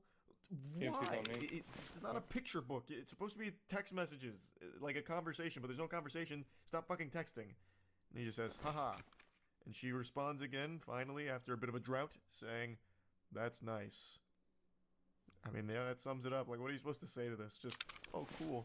I got one. Oh, interesting. Nice. And then he goes, not without you. We are at Deep Eddies. My goodness, lol. You are going to be able to come out? We will come pick you up. Am I going to be able to see you before the night over with? Like, he's going full caveman mode with a lot of these statements here. I think he has drank a lot over the course of the evening. And still, after all of these messages, nothing of value was said. It's just been weird. You've sent 30 messages to almost no response ever. So let the lesson be learned here to not just keep texting into the void. If you're not getting responses, don't force it. It's a bad idea to just keep sending text after text after text. This fool. I didn't hear that she nade. finally responds and just she just gets right down to business. Killed one. I don't want to be rude, but you knew I Probably had the one that class. killed I you. made it clear. I've been here an hour and a half, and you have Yeah, texted they threw me one 33 nade that I heard, times, and then another compared nade to my came, I 5 guess, right times. next to me, and I didn't This was hear all, that nade. I bet a lot of you watching this thought that these text messages had come over the course of like a day or something. An hour and a half. What the hell do I have Jiminy good Christmas. ears for if I'm I can't sorry, hear a I do nade? not want to pursue this any further. Yeah, you nade's don't been understand glitched. boundaries or when someone isn't answering. Be safe. Since the Have a good update. night. I think that is a very Since they understandable, redid the reasonable, nades. and respectful way of just getting this across here. He clearly did not respect boundaries or respect that she was busy. So I think this makes complete sense. And he I says, heard nades like I won't text you once in a anymore, million. nor Like, will I I swear ever to God, I've message only you heard him again. once this wipe. Have a good life. Planned. My apologies did not mean any disrespect. I hope you climb mountains. I truly like you. Glad you disrespected me now so I know. I get it. Wow. And then that emoji, I don't really know what that emoji's supposed to convey here for the emotion. Told me that you would keep me updated. We have a good life. And then some more hand emojis. I mean, it could have been worse, I suppose. Yeah. Anyway, just wanted to share this. Hopefully, you learned something from it. That's about it. See ya. Santa Claus came early with the cringe. His little helpers were cooking up something fierce, and, well, it got gifted under my tree a bit early today, and I wanted to share it with all of you. It's definitely different than the normal things we've been covering when it comes to this romantic rabbit hole of tragedy. The worst text messages, the worst flirting, the worst dates. This one is different from all the others I've covered, actually. So, cozy on up with your favorite Christmas sweater, get under the mistletoe, and get ready to kiss your sanity goodbye, because this one is a real head-scratcher. For the first time in this goofy little series history, we're getting the perspective of a man talking to a woman here. Usually it's the other way around, where a woman has a really creepy encounter with a man and things go cattywampus, shit pops off, tits up, it's all over the place, it's a catastrophe. This time, we're going Freaky Friday mode, we're switching bodies here, so we're on the perspective of a man who has just matched with a woman from Tinder. They've been talking for a little while and it leads to this. I'm jealous, I want ribeye. I'm assuming they were talking about ribeye. I'm quite the detective, I know. I just have a hunch that that's what the conversation was about. She then continues, lol, I'm glad you liked that. To which he says, I would happily cook for you. What's your favorite food? Oh, you will? I love baking, so maybe I'll bake you a slice of some bread, lol. No, I said I knew I should have brought one. Rare or medium I rare? lost the, I love that I idea. just lost the kit though. When can we make this happen? What a great start. I dare say these two are soulmates. This is wholesome, the exchange is going super well. Looks like they're about to set up a date to cook together or bake together. How could it possibly go awry? The good vibes continue. I'm not sure. You haven't asked me on a proper date yet. To which he says, what are you up to tomorrow evening? This is already looking like something out of a Hallmark movie. This is super efficient, super, great all around. She says, I'm pretty sure my family is stopping by because my sister's in town, but I'm not completely sure. What about you? I see. I've got nothing tomorrow evening. I'd like to schedule said date with you, but I also need to maneuver around holiday busyness. Do you have availability 12/26? And she says, I'm off all next week. The 26th would be perfect, with 2 blushing, smiling emojis. And I'm just sitting here, smiling, blushing, reading this story. Got me cheesing, it's so happy and wholesome. I also find it cute that in order to schedule the date, he conducted it like it was some kind of business meeting, penciling her in and like locking it down. And the whole thing is just adorable. So how could it possibly end up in the shitter? What went wrong? Well, let's take a peek. Beautiful. It's a date. Would you be comfortable coming to my loft in blank and we can cook? Food. I have a cat here too. She's lovely. To which she responds, no, I'm sorry. I don't do apartment dates for first dates. That literally made me so disappointed that you said that as a suggestion. I'm going to cut this loose. I hope you have a good Christmas and good New Year. Wish you the best.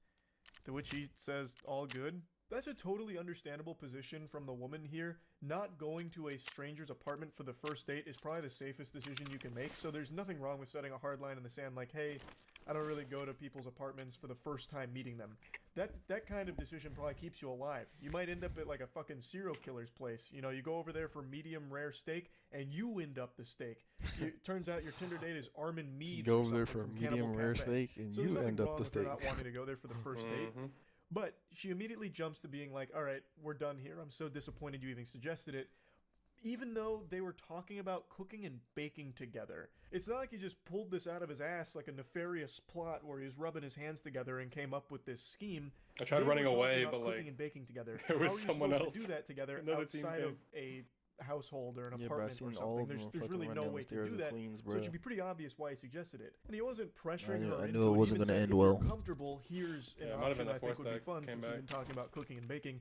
He wasn't like poking her or trying to bribe her into coming over there and set a trap or anything. He was just putting the offer out there. So I feel like a less aggressive response from her would have been something more along the lines of, hey, politely, I'd like to decline that. Don't feel comfortable going to your place for our first time meeting. Flechette did me right. According to the comment section, he planned on offering an alternative because he understood why she wouldn't want to do that. But then things really start to pop off before he had the chance. So he says, I hope you have a great Christmas as well. To which she responds, Flechette's actually really cheap to run. I'm 100% like, it might be sure expensive the to pronunciation on that, but I popped it into Google Translate here, and it overall you're translates shooting less to anyway. go to hell, get lost.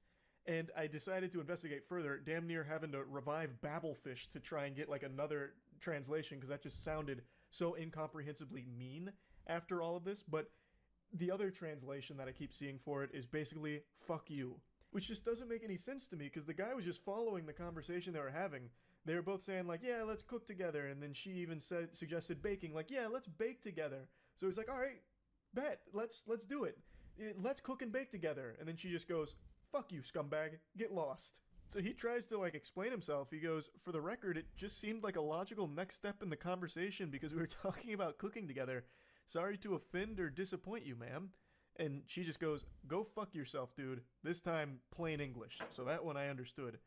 And then he just says, very weird response in my opinion. And then she unleashes the demon here. She lets Hulkmania run wild. You know exactly why you fucking invited me to your loft. And it wasn't for cooking. Don't text me ever again, blocked. And then he just goes, we met on Tinder, remember? Wish you the best in getting a date. I'll be warning all 30,000 women in blank about you. Now you're blocked. And he's just like, well, actually, wiggling his finger, blank has a population of 6.47 million, about half of which would be women. I should just keep streaming Warning because 30,000 you keep people dying. about anything is an extremely tall order. You don't even get 30,000 people that heed you wanna tune in hurricane if you warnings die. in Florida. If she's somehow able to send up the bat signal here to warn all 30,000 women in that immediate area about this guy, hats No, off but to her. what if That's I an kill a person incredible you achievement. wanted She to should kill? use that power for good instead of Mona, evil. This take a guy peek. didn't do anything wrong. He's clearly starting to take the piss here a little bit and just play around with it with got that my stream now, population like, remark. whenever But I'm I waiting almost in a don't blame him game, because this is such an unbelievably hostile got, like, response a to something that wasn't ever little really meant in a intermission disrespectful way, thing at least not from what I on can see. She just immediately jumped to the conclusion that this guy is Mhm. only looking to have sex with her. He's not actually inviting her over to cook. He is inviting her over to his place just for some coitus. There would be no steak being prepared. The only thing being steamed in that apartment would be ham. Steamed ham. I'm referring to them Only thing being fucking steamed in like that that's apartment such a is Did you hear stupid way of about? saying it. Steamed Did you ham. hear about Mashing Concord? pisses, whatever, What's that? whatever have you.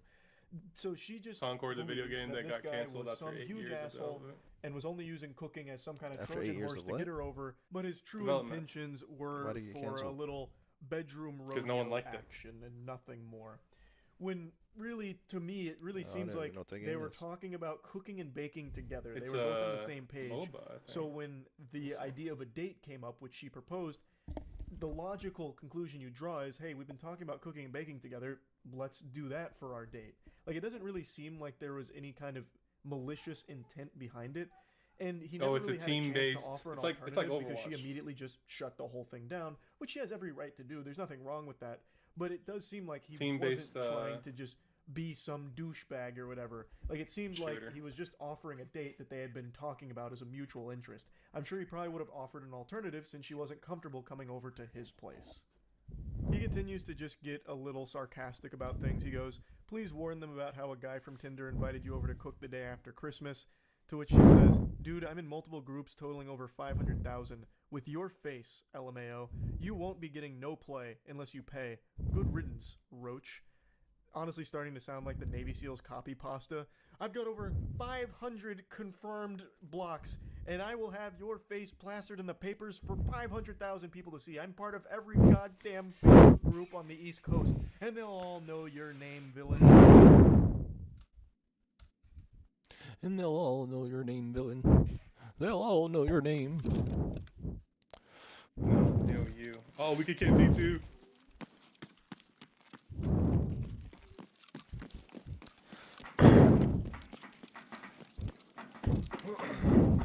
They'll all know your name, villain. They'll all know your Glad we name. don't have tripwires. I should have brought one. God damn it.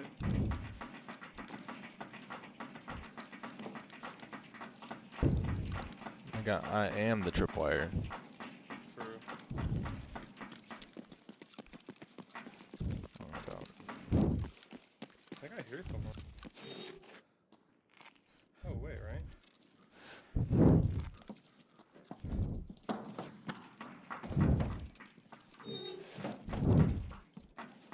I forgot a flashlight. God damn it. Good. Took too long. I'm getting this intelligence.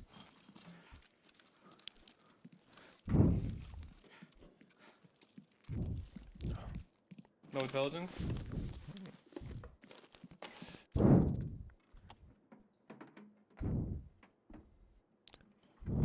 Flash drive. Oh, fuck you, bro. God damn it.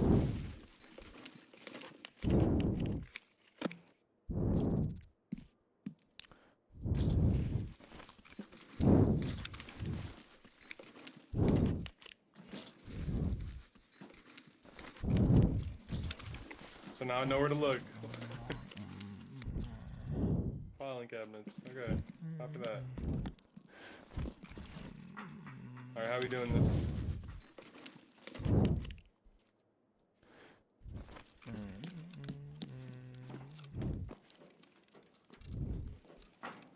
Oh, I got. The store's already open. Is the spawn open? Yeah, spawn's open.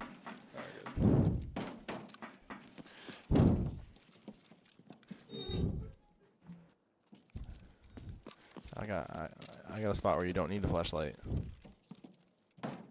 True, but we should stay in the bunker. Well, maybe not. No, you can stay where you need to. This is just my spot.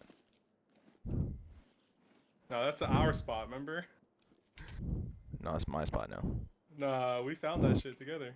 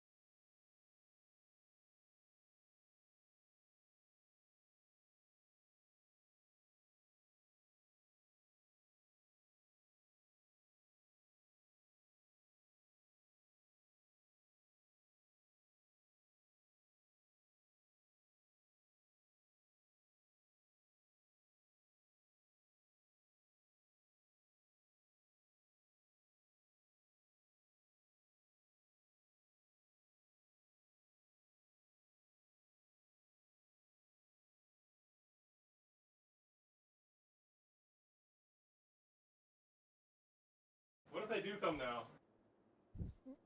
Well, you better believe me next time I say it.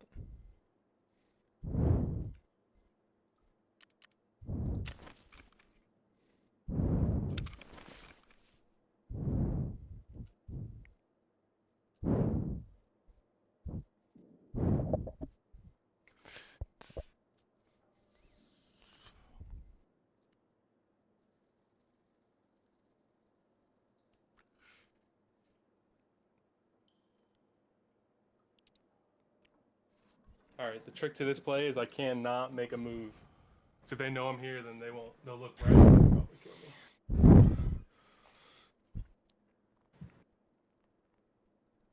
me. Fucking cry wolf over here, motherfucker. Next time I'm not gonna believe you.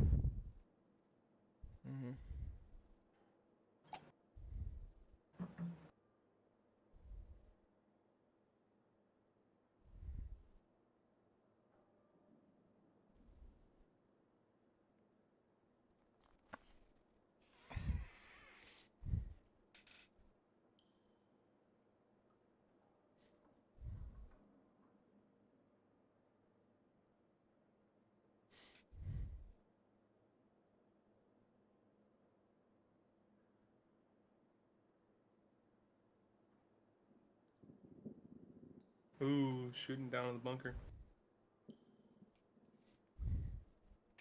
good sign.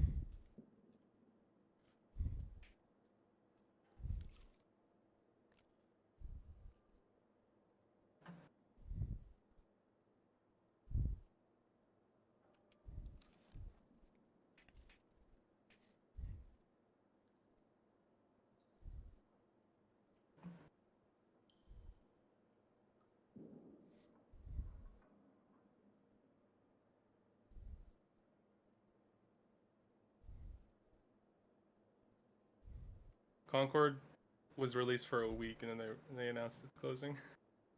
That's how bad it was. I think like 600 people played it.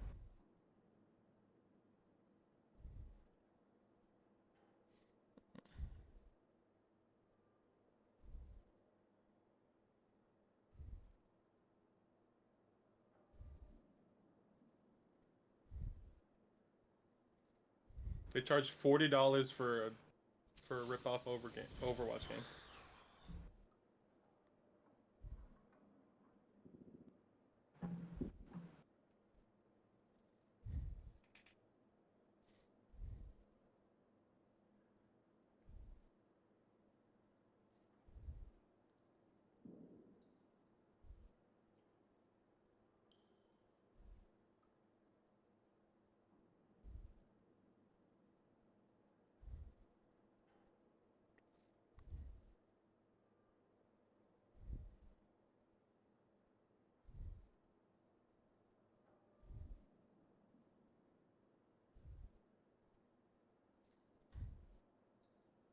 Can you hear me opening my inventory?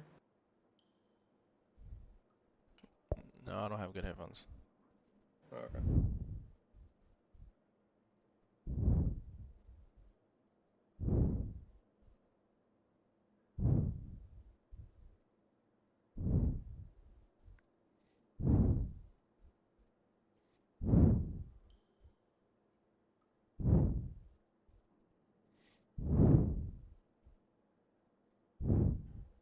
Bro, your breath is violently in my ear right now.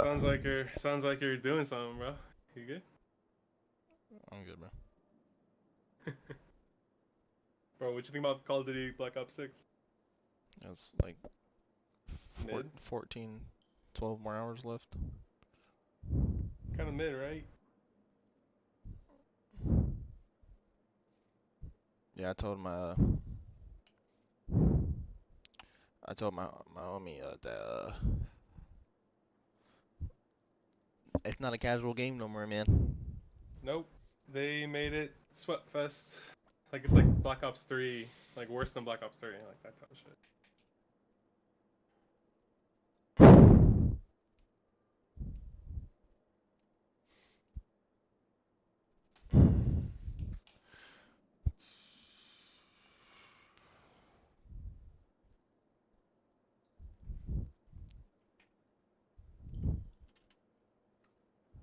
But there's not a lot of camping, I feel like. I mean, there's some camping, obviously, but like versus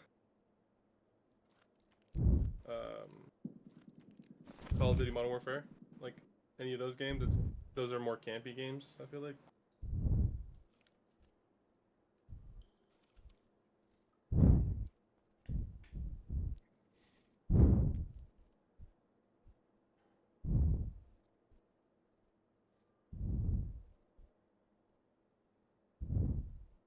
Someone's coming. Multiple. They're gonna shoot me. One's dead. I headshot one. One's dead. Yeah, I'm gonna reload. They're gonna toss a nade over here.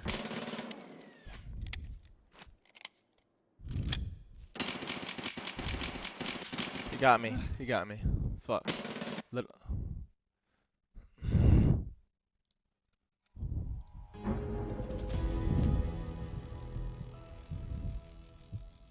Got one more. There's one more.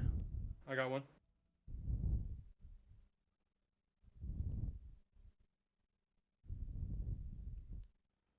Y'all both have right angle beaks, so.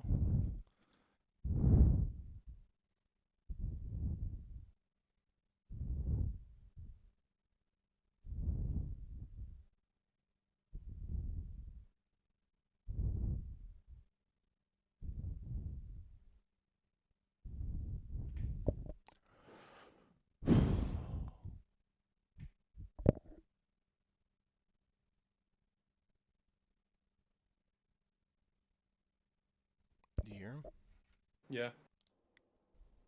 He's healing.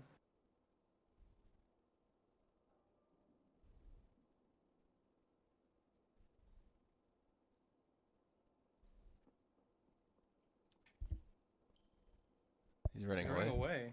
Yeah.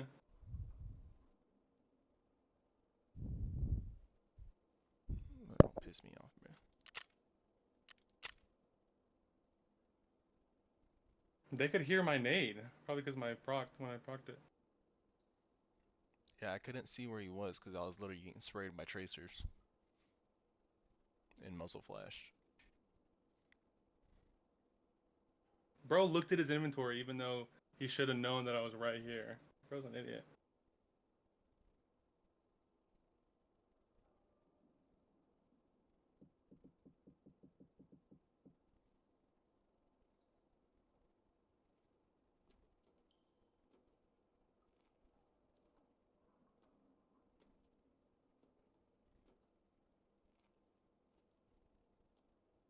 So you killed one?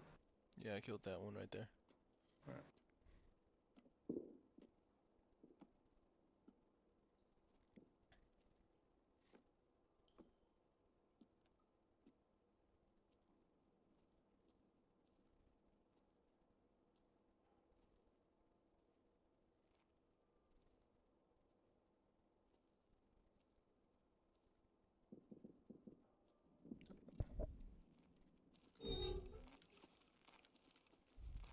Oh, he was not kidding around. Yeah, just loot, bro.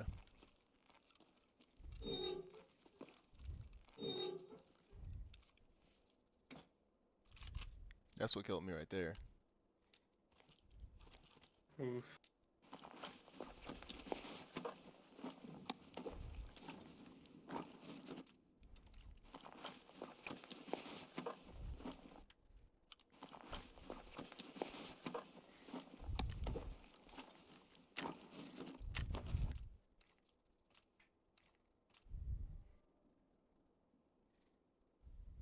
Damn, he shot all of his shit though.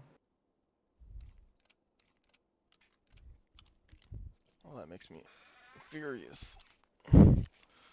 He was spraying the complete opposite direction. No, I got killed by 300 blackout. So probably the dude that ran away. Ooh, nice.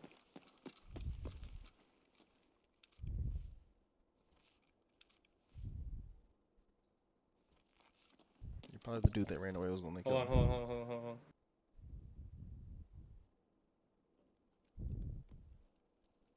I think I heard him.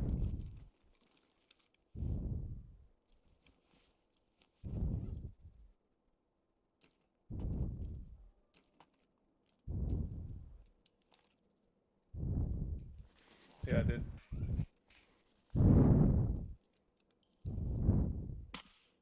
What the fuck?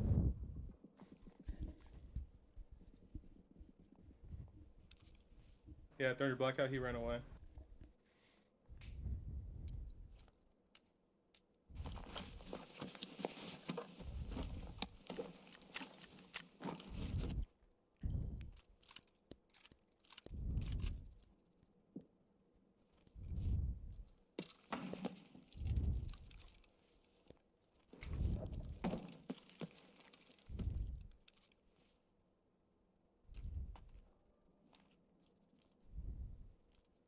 Come on, bro. Ooh, tool set.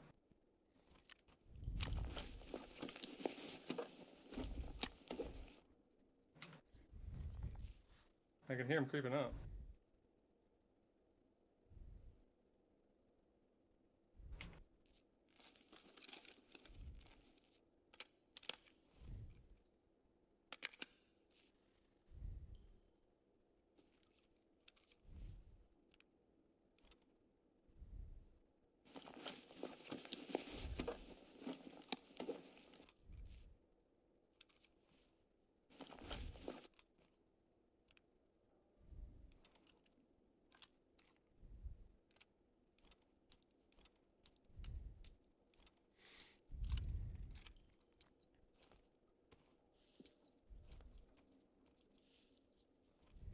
Why do I hear bushes right now?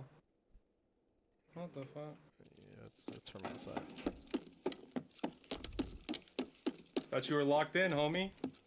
I was, but there's too much heads popping up. Well, I can drop your gun.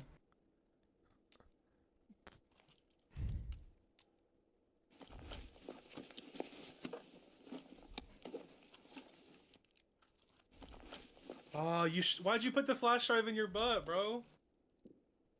Now you can't use it. Now I can't use it. Man. Please take it with you. What's wrong with you, please. bro? Please take it with you, bro. Oh, I don't think I can now.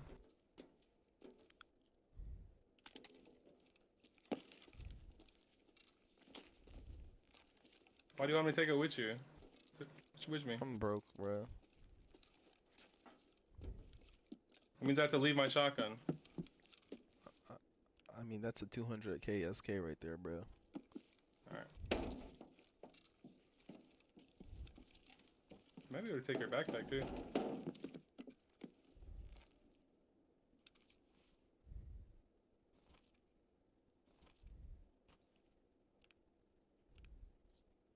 I mean, you don't need to take my backpack. I can always get another one. I mean, it's a pretty nice backpack.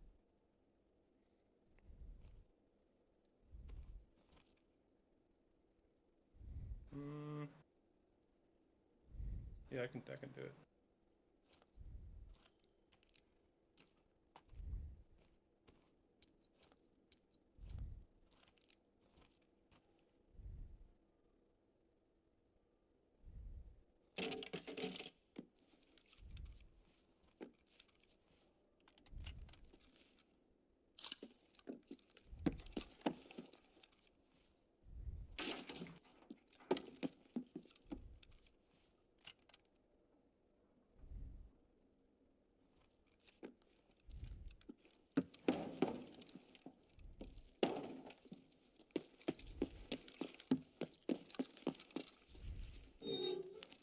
Everyone just has blue lasers. What the fuck?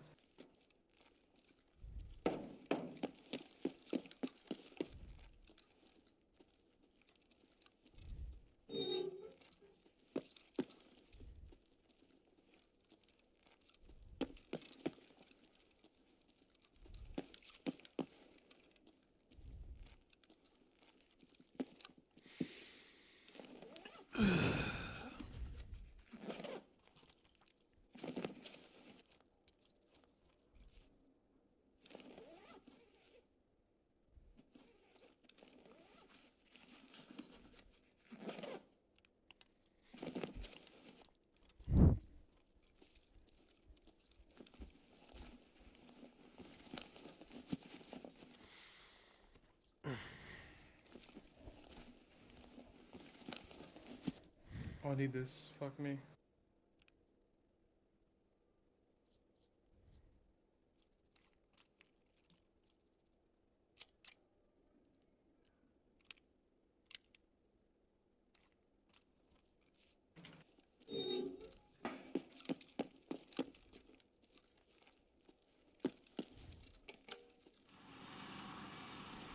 Why is everyone always coming stacked, bro?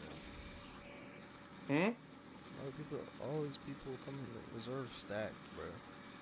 Mm-hmm. Like, all them damn people.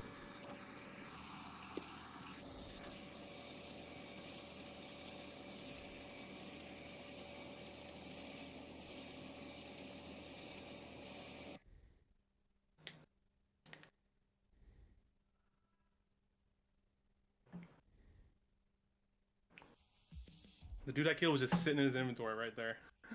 What a fucking idiot, bro. The other guy, smart guy, ran away after the nade.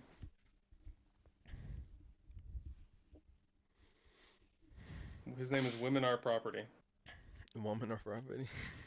Yeah.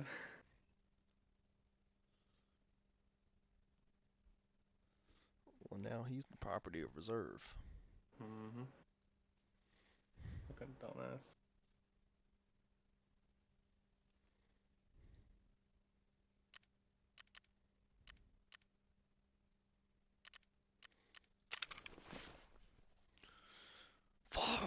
I guess your backpack and your gun.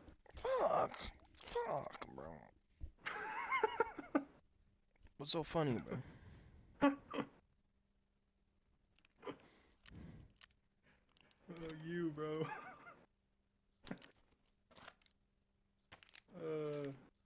You're funny.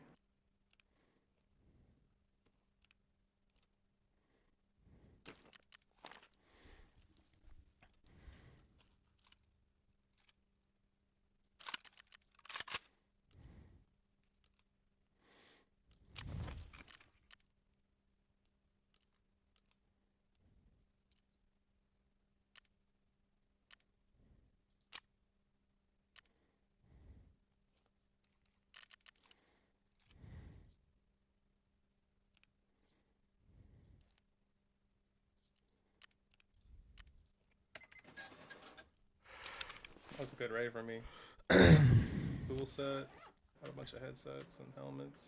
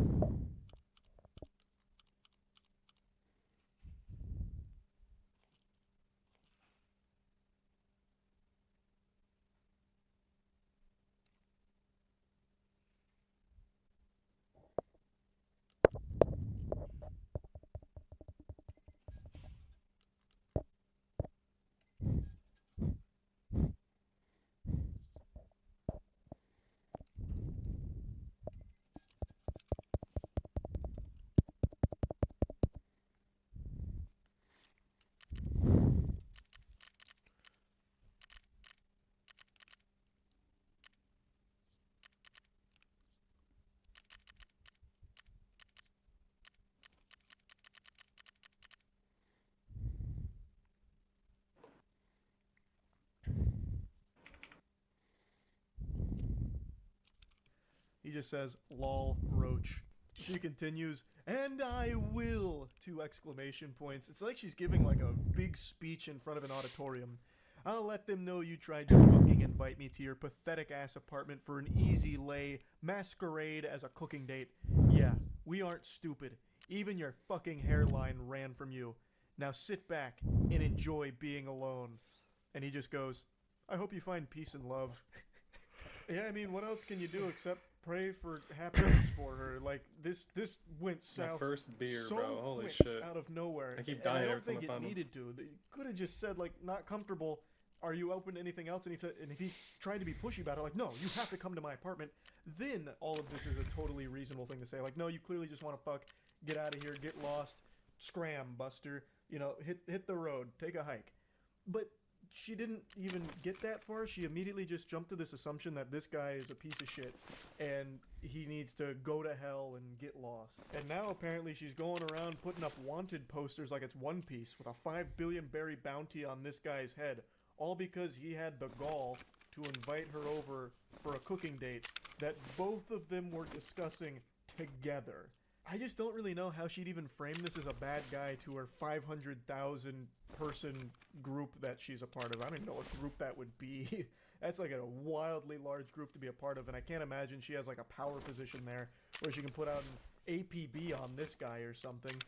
But even still, I don't really know how you could even spin this guy as a horrible person. But yeah, anyway, just wanted to cover this one. This one's different from the norm that we usually go over here, so that's really about it. So yeah. I hope you've been practicing your ha-ha-has, doing your laughing stretches, because we're about to have ourselves a real giggle fit here over this weirdo loser embarrassing himself in a big way. This post blew up on Twitter right now, so it seems like I'm not the only one with a naughty little guilty pleasure here who enjoys laughing at unhinged creeps. So the woman here has been talking to this fine, gentle sir from Bumble, and she asks him, I guess I'm just wondering what your expectations are from a partner. He goes, like, in terms of expectations from women or men. I don't know how you swing. And he goes, women, not men. He uses 2 periods here, so it feels like this was like very serious to him. He put his foot down on that one, so there would be no confusion. So then she says, lol, okay, then yeah, what are your expectations for your girlfriend, wife, whatever? Can I be honest about it? It might be seen as outdated or something, haha. To which he says, yeah, of course, this is a judgment-free zone. It's almost cute to imagine him typing that, like, can I be honest about it? And then she has to reassure him, like, yeah, of course, this is a safe space for a super special Sigma like you. And she's about to unleash the demon with that one. She doesn't know what deal with the devil she just made here. Now, while she might not be judging him, I certainly will be. I'm gonna be judging this motherfucker like Dredd. I'm gonna charge him with a capital offense of cringe here, because it's about to get brutal. So he spills his guts. Honestly, I'm looking for a traditionally feminine woman, someone who isn't going to mind being the child rearer and homemaker, someone who's going to take care of her appearance and herself and just all around is content to be a female in our relationship. I know that's pretty anti-feminist or whatever, but it's just how I feel. Lol. So he expresses his preference when it comes to a relationship and a partner, and all power to you. I believe this is something called tradwife, a term I just recently learned with this post going viral. So forgive me if I'm not 100% familiar with the nomenclature here or what it means, but based on what I've read, it refers to like a stay-at-home partner who will cook, clean, and take care of the children.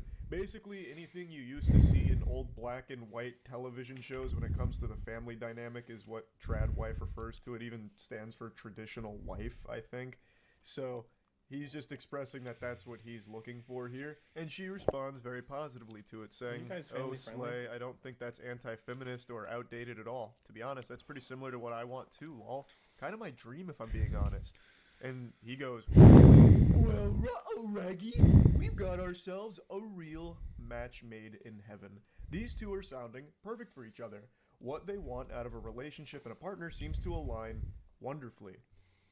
So what could possibly go wrong here, right? I mean, how do you fuck this up? This is like fate bringing the 2 perfect soulmates together from the sound of things. So she goes even further. She's excited. She goes, yeah, double exclamation point. She's fucking pumping her fist here.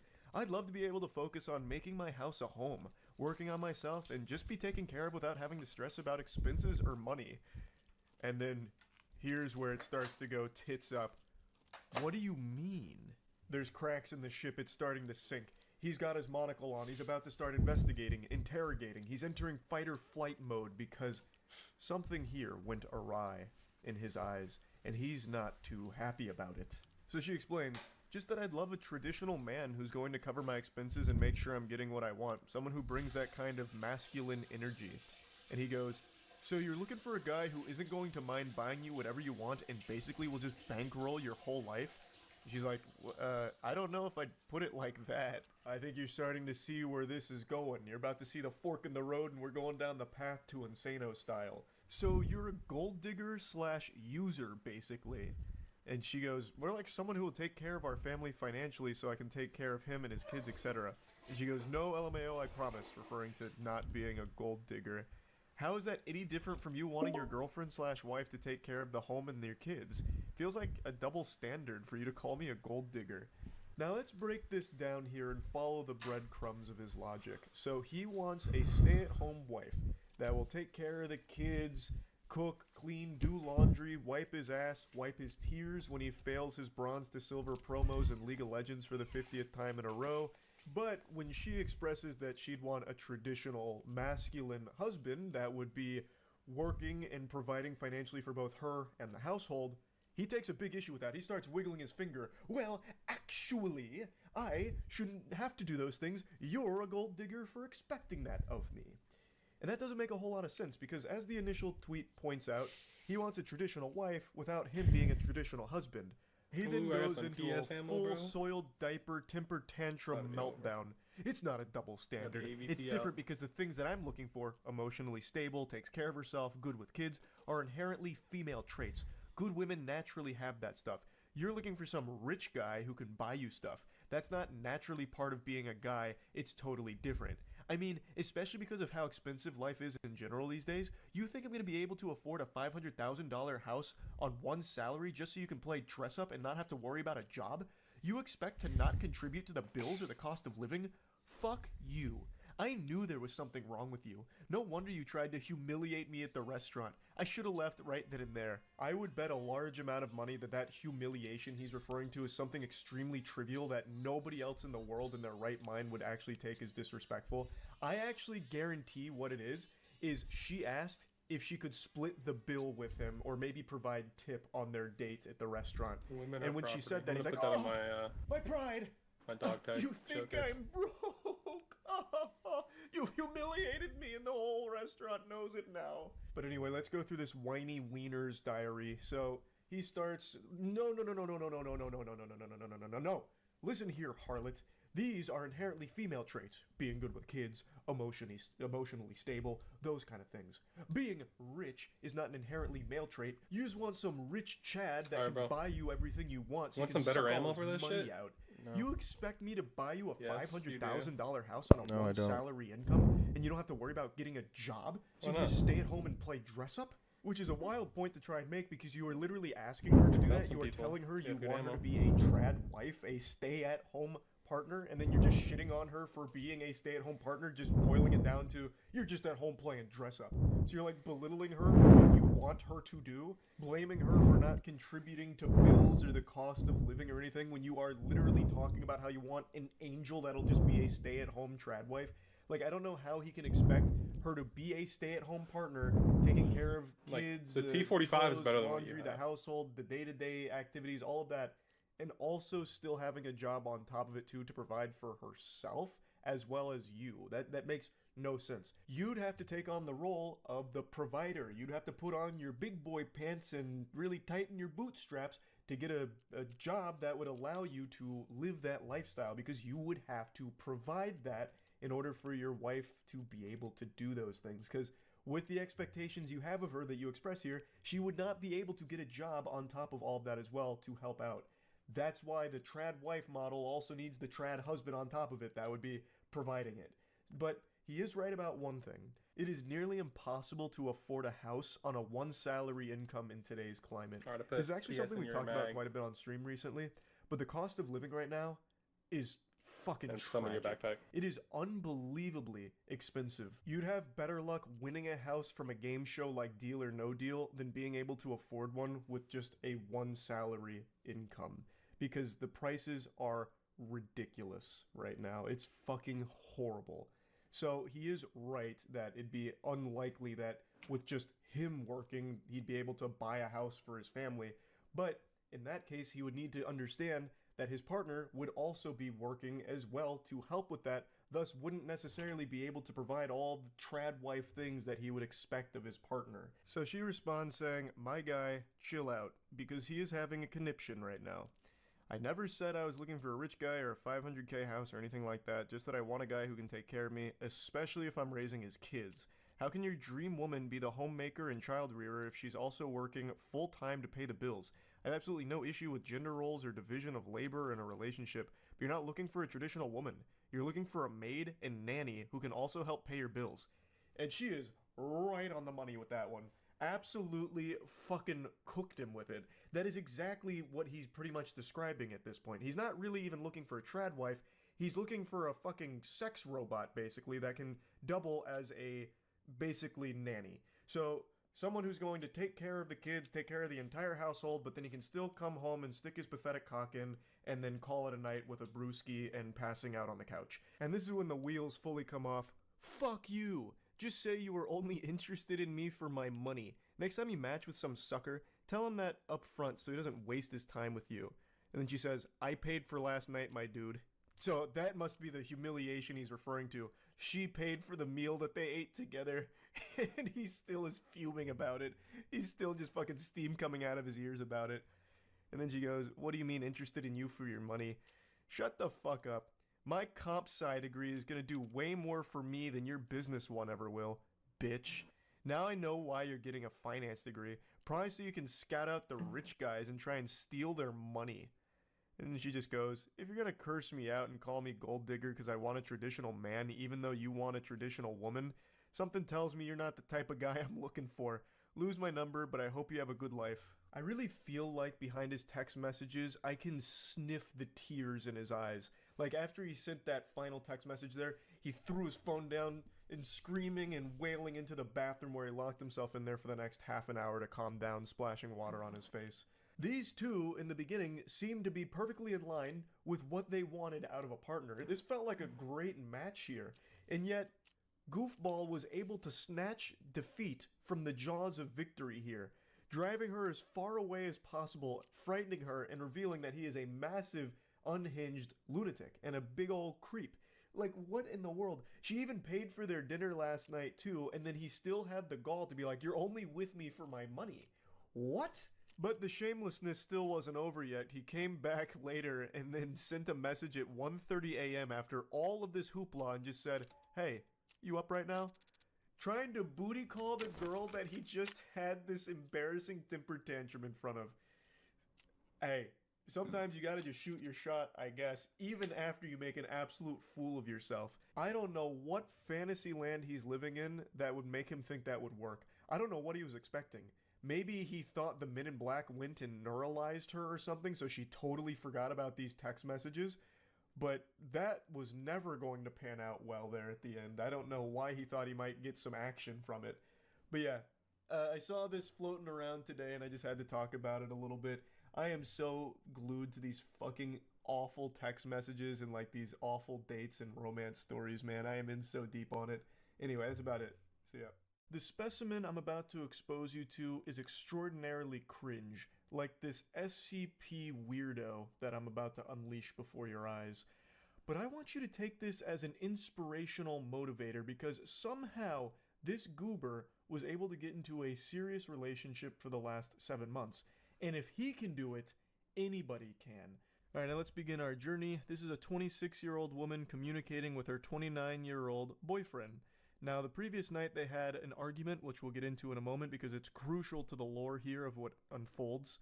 Now, this is the next day. She says, had some honey chicken with rice and broccoli from blank, how about you? He responds with a Naruto gif, which is already an incredible start here, and goes, that sounds good. I had a muffin and cheese lol, by the way. The call yesterday really sucked, but the New Year's Eve call was very nice. She says, I know lol. And then for some reason he decides to pour salt in the wound. He just digs the knife a little deeper, letting her know that it was probably the worst call he's had, lol. To which she responds, alrighty.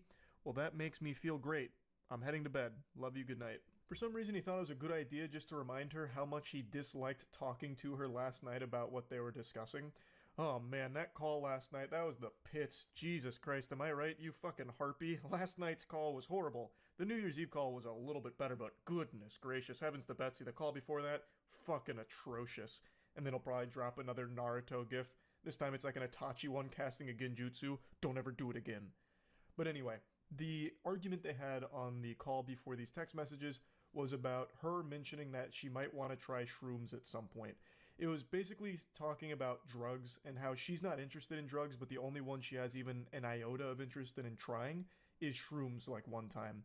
And he took a very hard stance against that. Like it was like he was a fucking DEA agent here. I'll drop the information right here if you want to pause and read it, but the gist of it is she mentioned that shrooms at least sounded somewhat interesting to try at some point, though she was never really being serious about it, and if she ever did want to try it, she said that she would talk to him about it first before doing anything.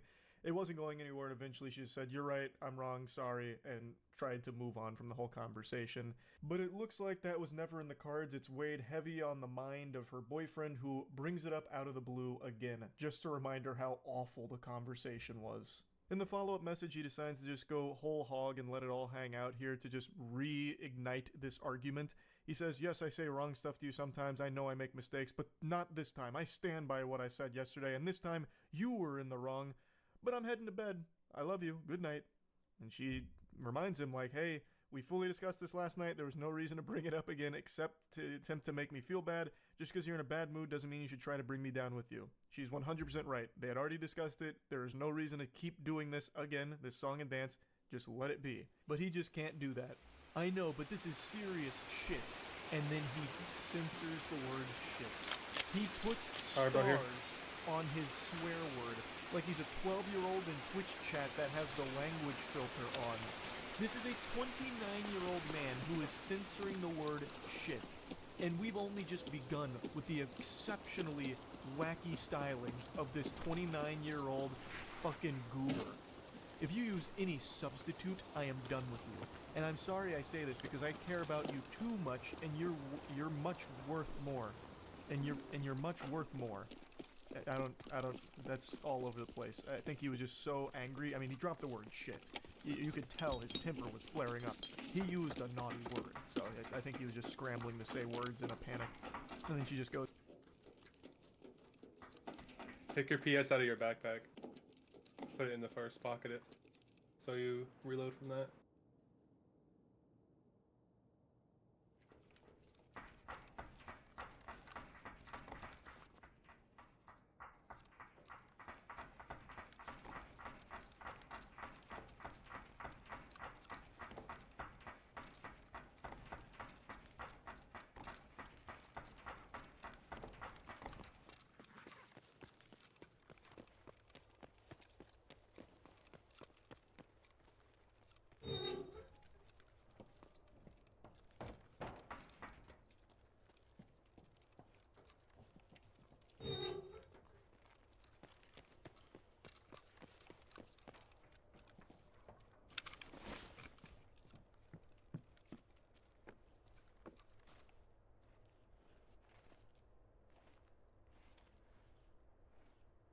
You should kill the light, because the way light works in this game, anything that's lit up, like the beam, it'll light up whatever's behind it too.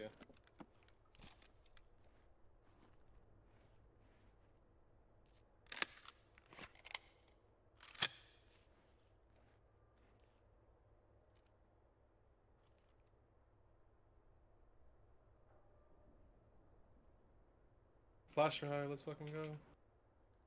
I'm gonna keep it in my pocket, so if you need it, if I die, take it.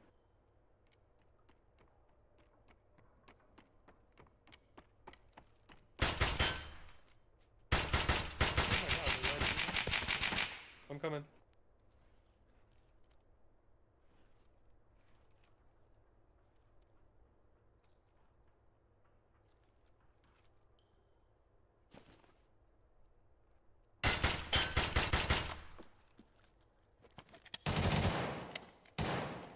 Is he dead?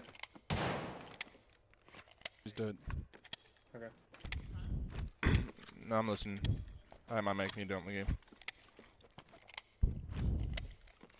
Yeah, I told her I was gonna give her $1.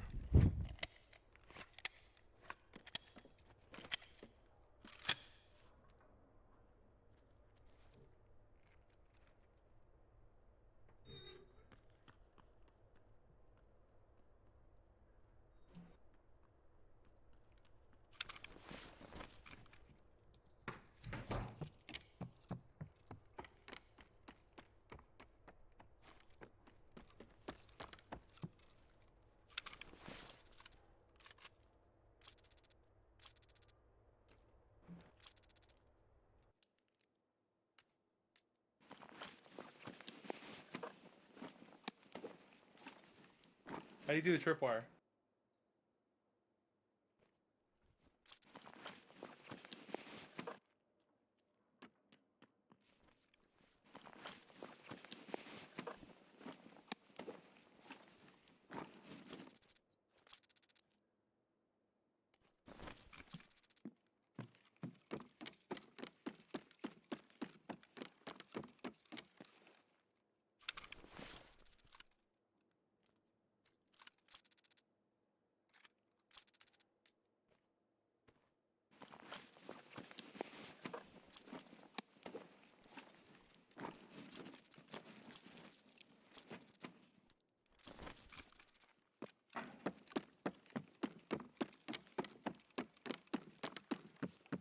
Someone's coming.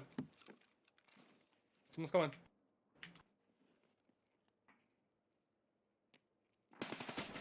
I'm dead.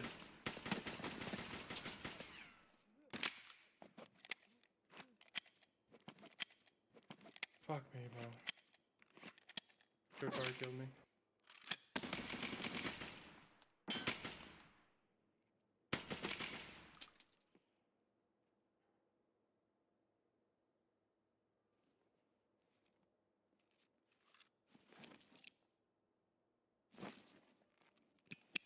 He was level 43, the guy you killed.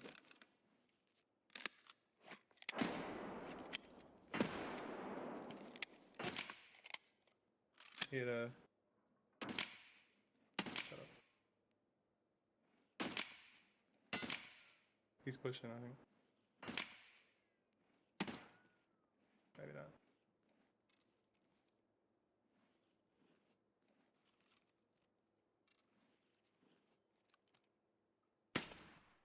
Oh, you're dead.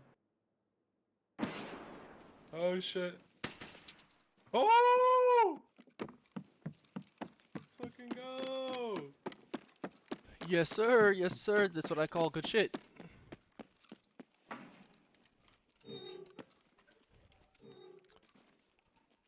Bro, the guy you killed was hidden. Both of them, holy fuck. Oh, it comes. Fuck.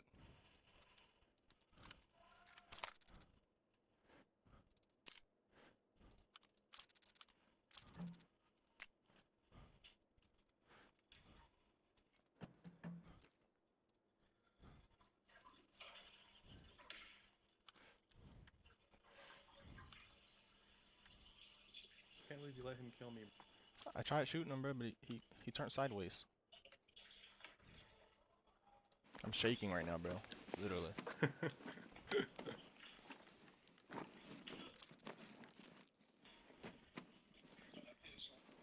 You should wear that ABS. Actually, yeah.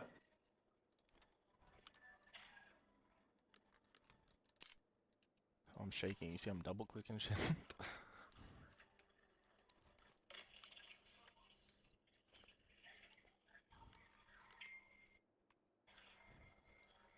Hell no, bro. What the fuck?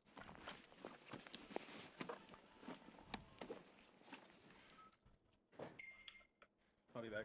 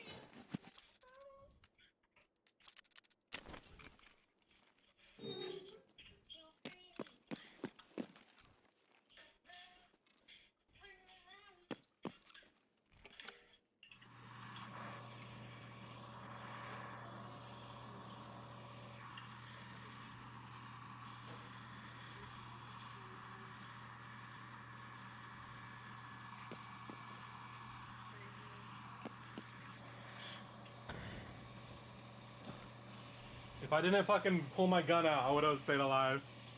Motherfucker. Or you would have died, either one.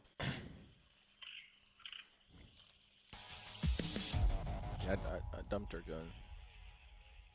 Thank you. You had an AVT? Yeah. I just had my grenade out when they came up, and I had to switch, and then he killed me.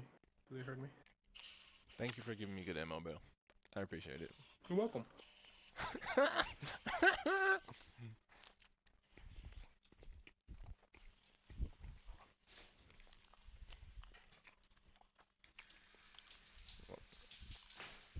SKS popped off for you. God damn, boy. Mm-hmm. You had to kill player scav too? I think it was a normal scav that walked down there.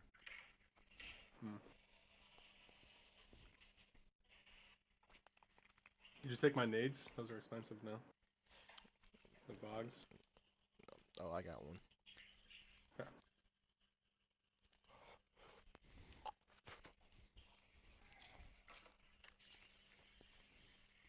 I like using shotties down there. It's fun. Ooh, that's some good clips right there, man.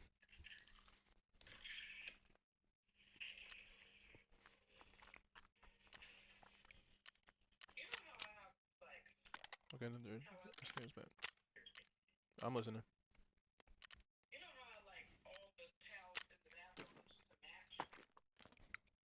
Used to match? Oh, yeah.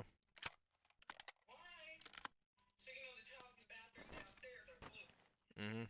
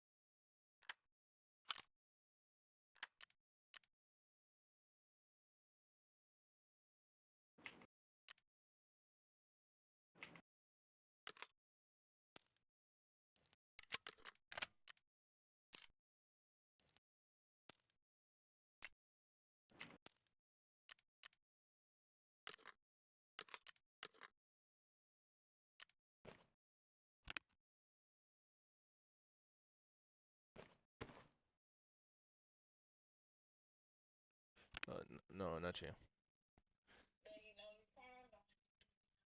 Yo, Mac. What's up, baby? I got my Pilgrim back with all the gear in it. Hell yeah. Look at the stash, bro. Don't look at the rubles, but look at the stash.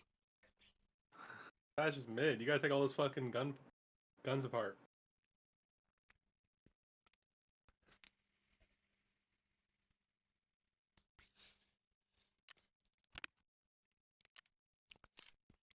If you take off the pistol grips and the fucking. Oh yeah, I know. Alright. You got a lot more space in that stash, bro. This would make it look good. Like I've been killing them. You feel me? Mm-mm.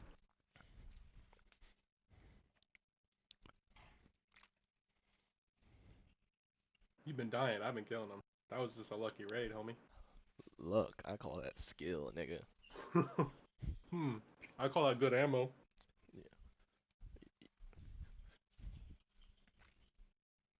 You know, you remember that feeling that that you got when I died and you killed those 3 PMCs? Oh yeah, baby. That's that feeling I got.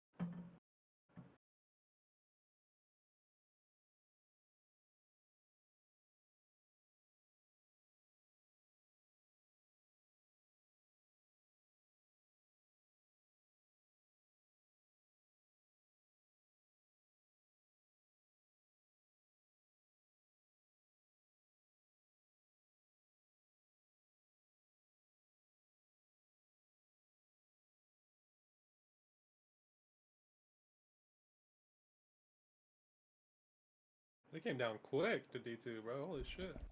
You said what, man? So they